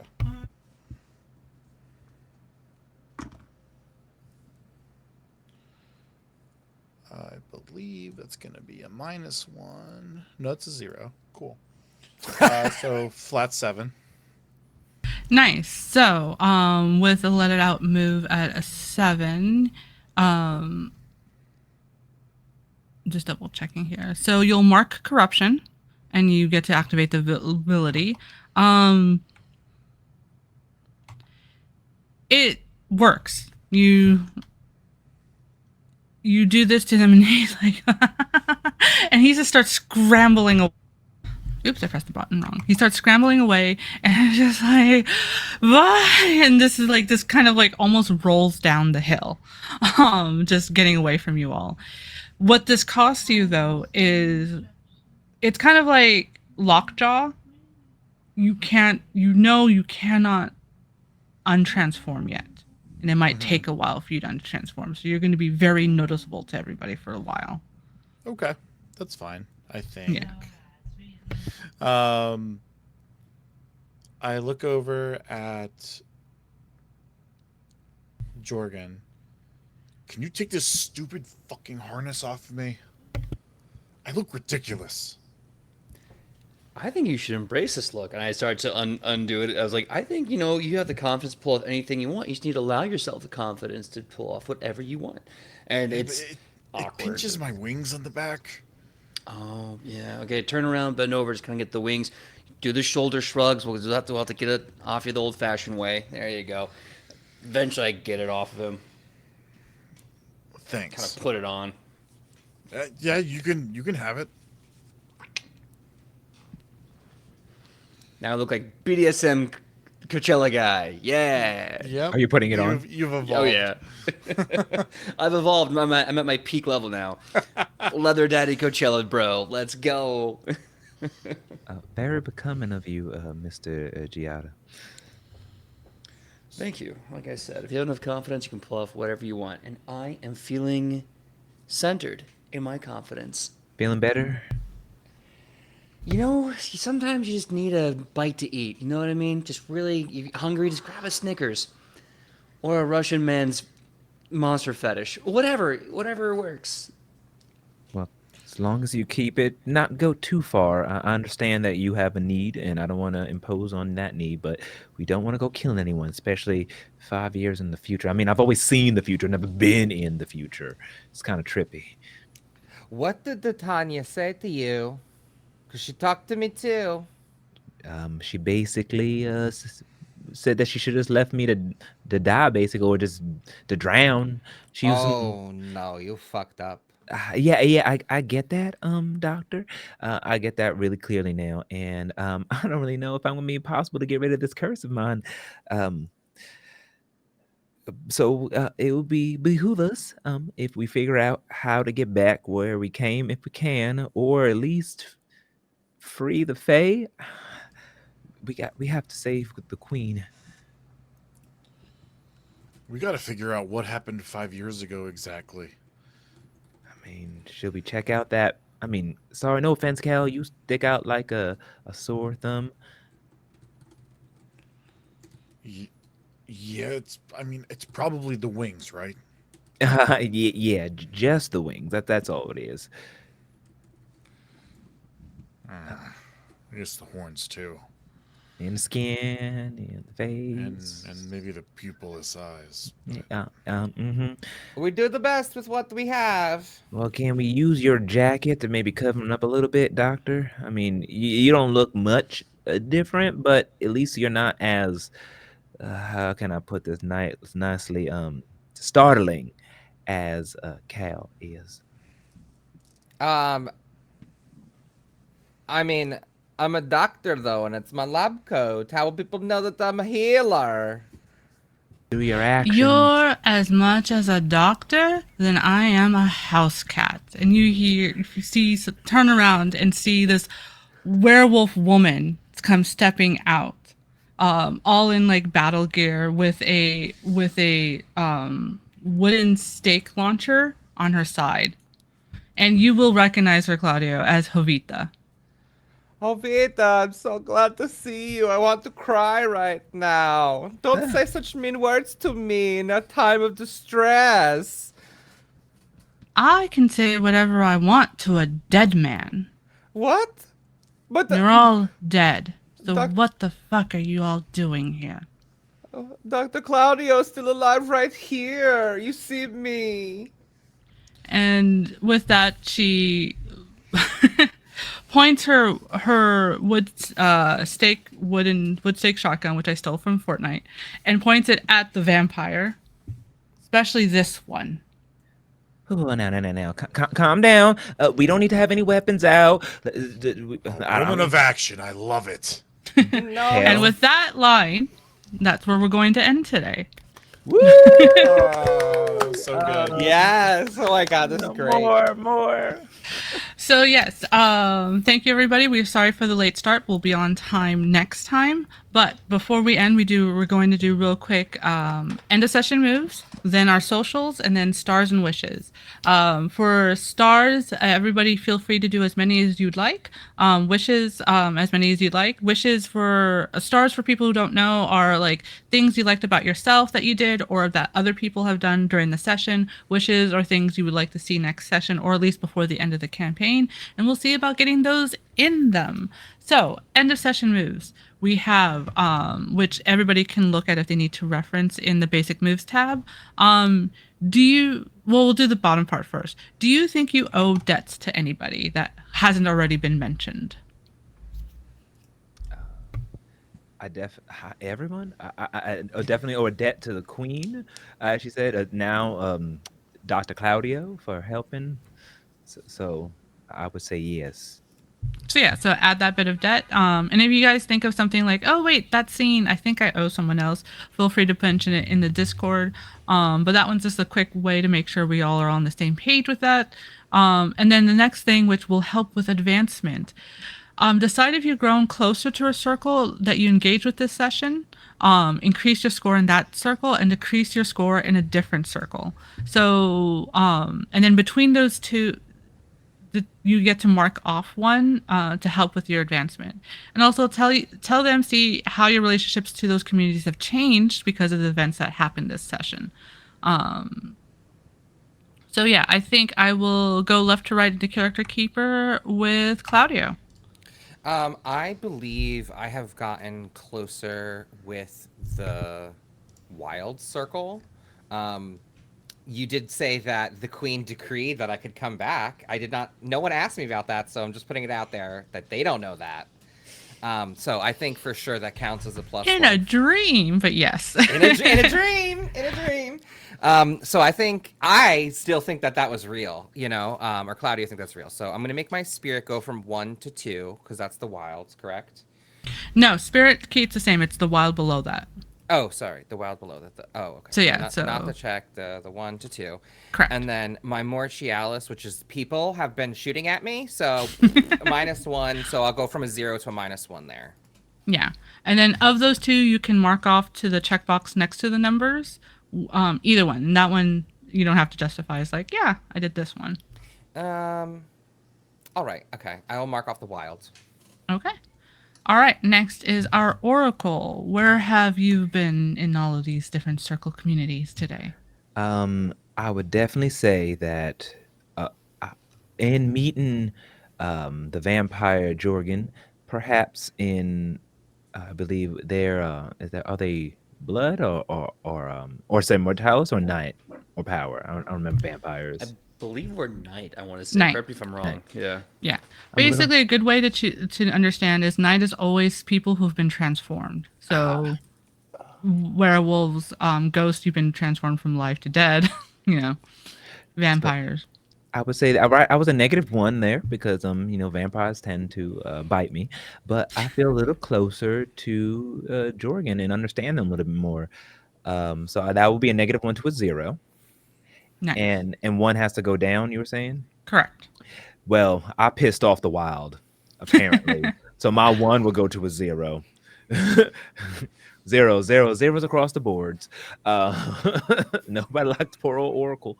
Um, so yeah, definitely, I would say due to that pissing off the Summer Queen, that I'll bring that wild down to 0. Okay, and then you can mark off either night or wild.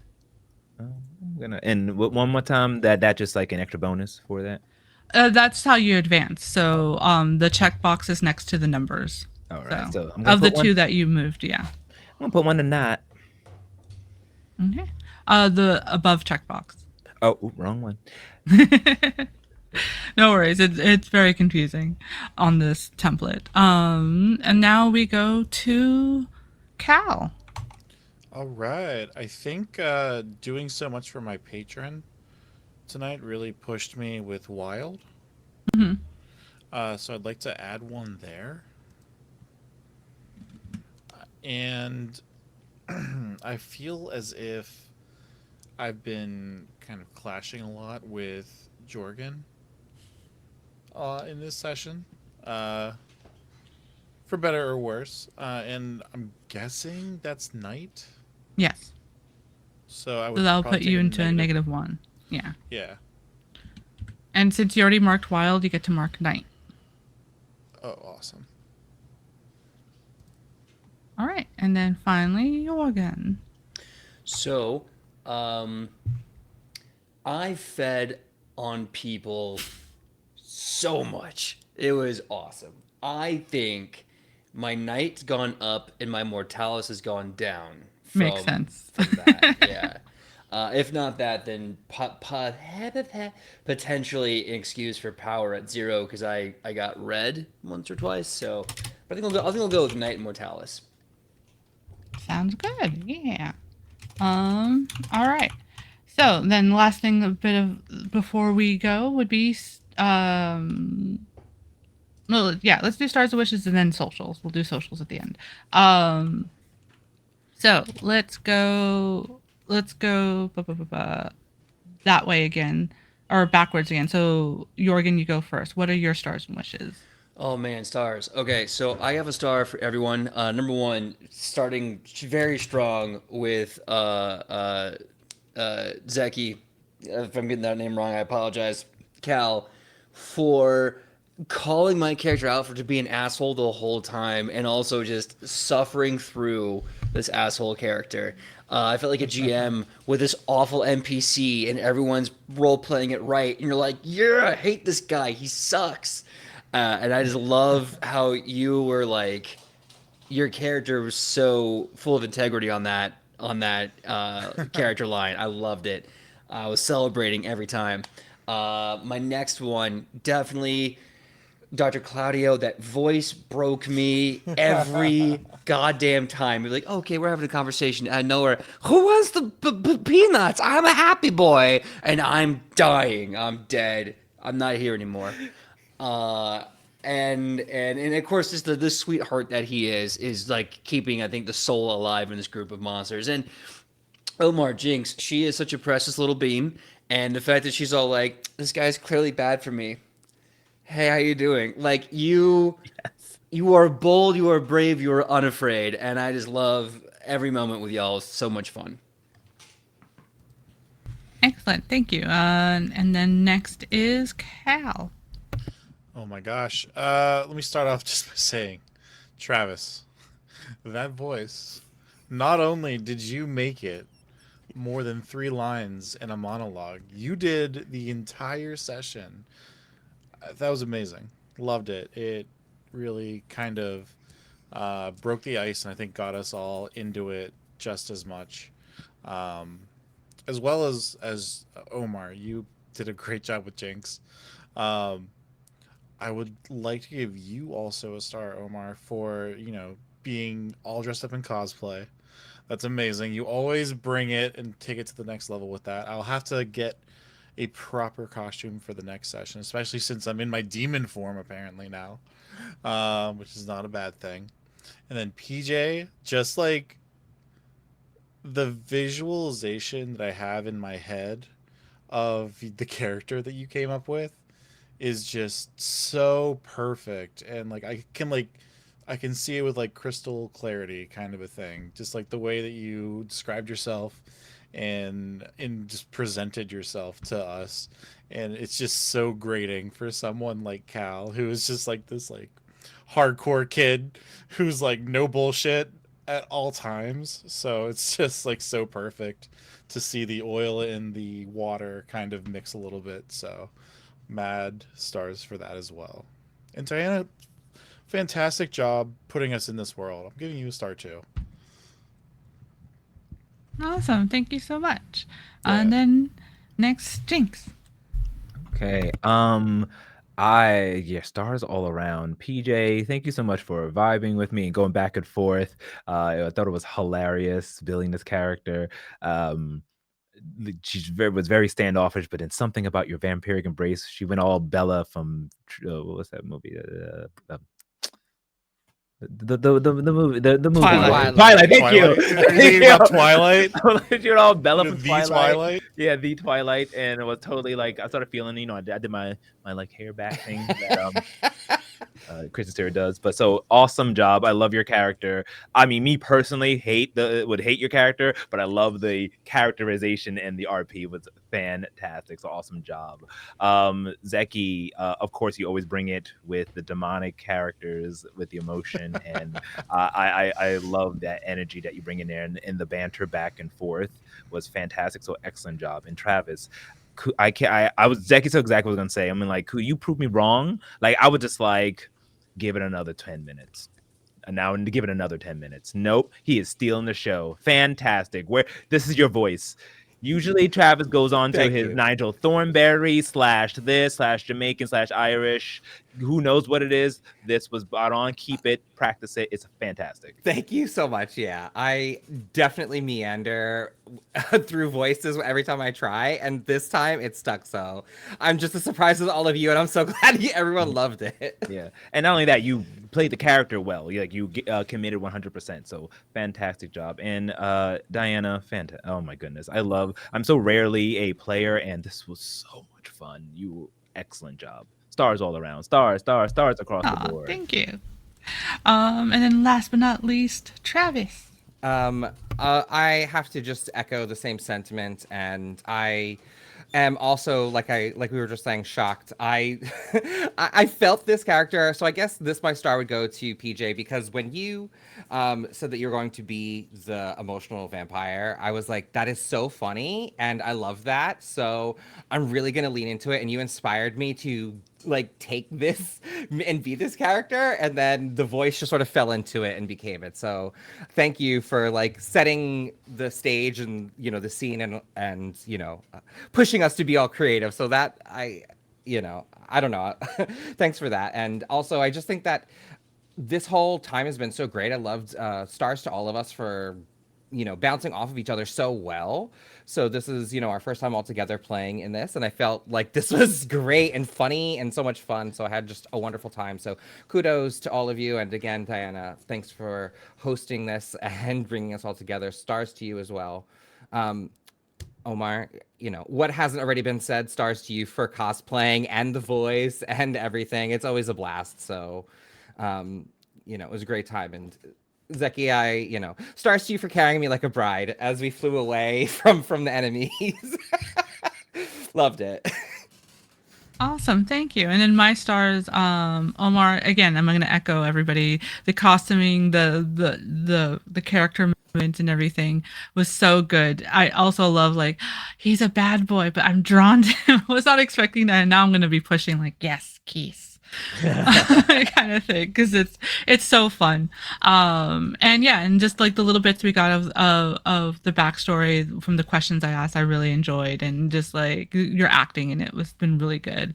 Claudio, again, I'm gonna echo everybody's stars for everybody else. Like I enjoyed the voice, it was so much fun, just like not just the voice but like just how you responded to things, it's just like the way you were technically insulting people but being positive about it. It was just so good, and then yeah, using like not afraid to use your Fey abilities immediately, and it's like yeah, burn, yeah, I'll give it to my queen and everything, because usually Fey characters tend to not want to do anything with their court. They try to avoid it, and you're like no, I want to go back. So I really appreciated that. Zeke, I love the different voice you have for the demonic form and everything, and just like yeah, that subtle loyalty you're having for not just your patron but for Kelly and all that, and it was just showing like you weren't doing. I'm also used to Tainted being very over the top a lot of the times, and I like that you're more like stated and understated and everything, and really enjoy it. And I also like the fact that nah, I hate that Jorgen. I thought that was a really fun little dynamic, and I'm very curious to see how that goes in. And then yeah, Jorgen, again, he did everything everybody echoed, but just so good. Not just your voice, but how you reacted when you woke up. And like that whole like seeing a different side of you, seeing you without like what is it when you're not being toxic positive and being that fake character. I feel like we got to see what Jorgen really is, like who they really are in that moment, and having that intimacy with Jinx. That was fantastic. That's like the biggest star there for that and everything. So yeah, I really appreciate it.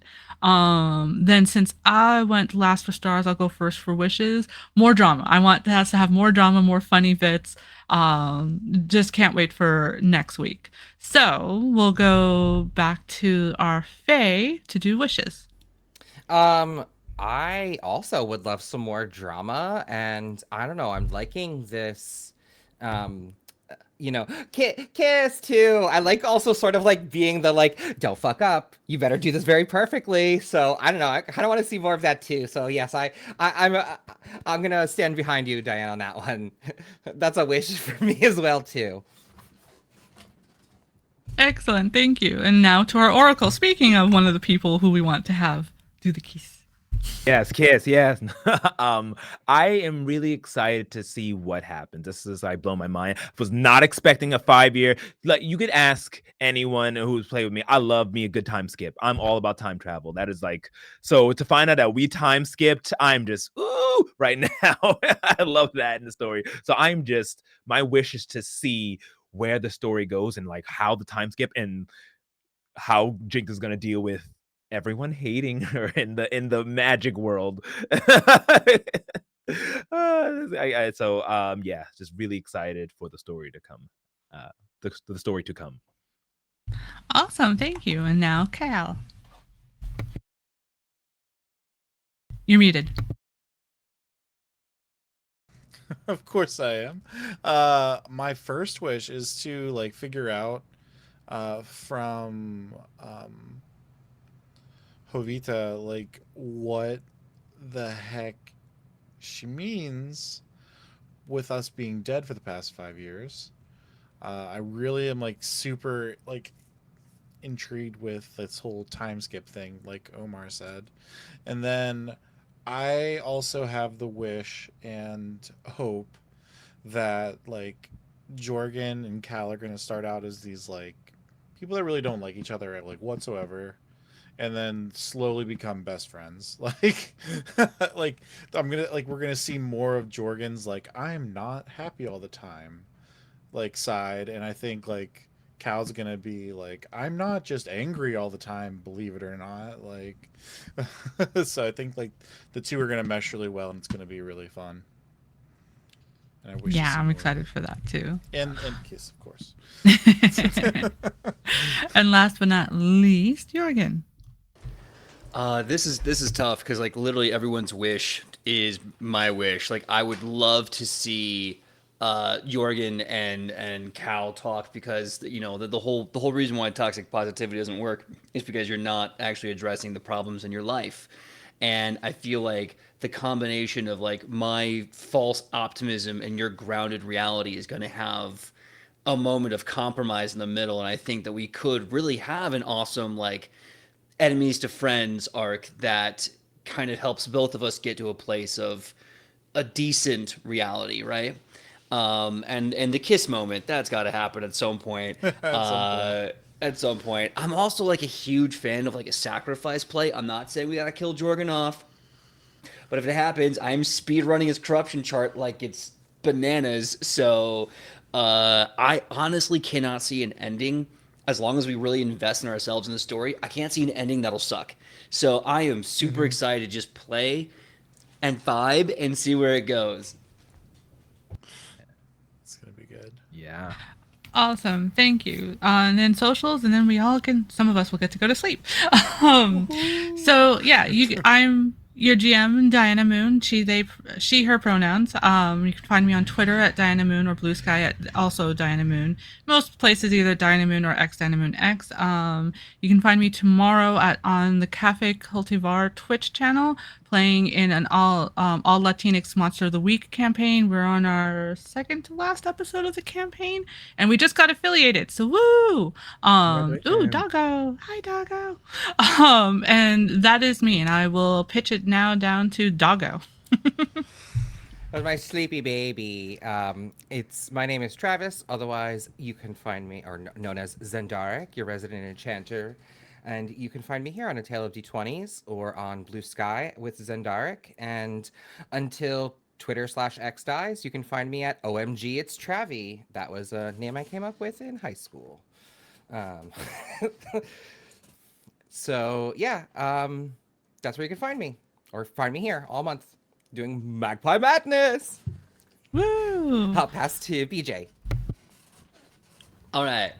Hey everyone, my name is PJ McGaw. You can find me all over the internet at PJ McGaw. Facebook, Instagram, TikTok, Twitter, I'm out of T words. Blue Sky. You can find me all over there. Formerly Nat 20 Productions. If you want to see some of our old episodes, now that Nat 20 Productions is no more, please go check out Nat 20 Productions on YouTube. All of our archive footage is there, including our last charity game and our last goodbye special, where we talk about some of the episodes that might have happened in season 4 and 5. Also, if you are in the Pasadena area or Southern California and would like to go to the Pasadena area, I will be at a TTRPG panel Sunday, November 5th at 11 a.m. at Anime Pasadena. So if you want to come, say hi, ask me some questions, we'll talk. There's also some really great voice acting celebrities there too. So I look forward to seeing you all Sunday, November 5th at Anime Pasadena, and I believe that's me. So look forward to seeing you around the internet. I love you. I'm going to kick it off to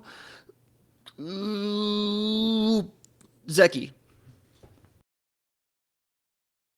Still muted all the time, but you can find me when I'm not muted on the internet at Zektown, pretty much everywhere, kind of like PJ said. I do have one official handle pretty much for everything. Uh, Shade. Thank you, Matt Mazorski, for giving me that name in college. But yeah, we'll be here for the Magpie Madness all November. You'll see me in a few games. I'll be emceeing a couple other ones or whatever. We're gonna have a good time. So that's pretty much it for me. Keeping it short and sweet. I'll kick it over to you, Omar. Awesome. And of course, you know me as Omar, aka Tailweaver. You can find me all over the skies, webs, and nets from many different names, but I'm changing everything to get it all as Omar the Tailweaver or just Tailweaver. But you can also find me at That's So Omar. There I do cosplay and all other cool, weird stuff and TTRPG related stuff as well. And of course, here on A Tale of D20s. You can catch everything A Tale of D20s at www.ataleofd20s.com. And coming up, as we are in Magpie Madness, we do have a root session with Sam Hove as our GM at 1 p.m. Eastern Standard Time on Saturday the 4th. And then, of course, we will be back with Diana as we will hop into the second session next Thursday on the 9th of November for the second part of this 3-shot event. So please check out the calendar for all the cool games at atelier20.com/events. And I think that's everything, right? That's everything. Yeah, say the thing. Say the thing. Say the thing. What's the thing? Say it.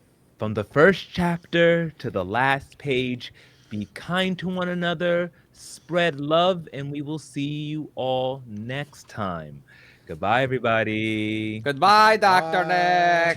Nick. Cue the outro.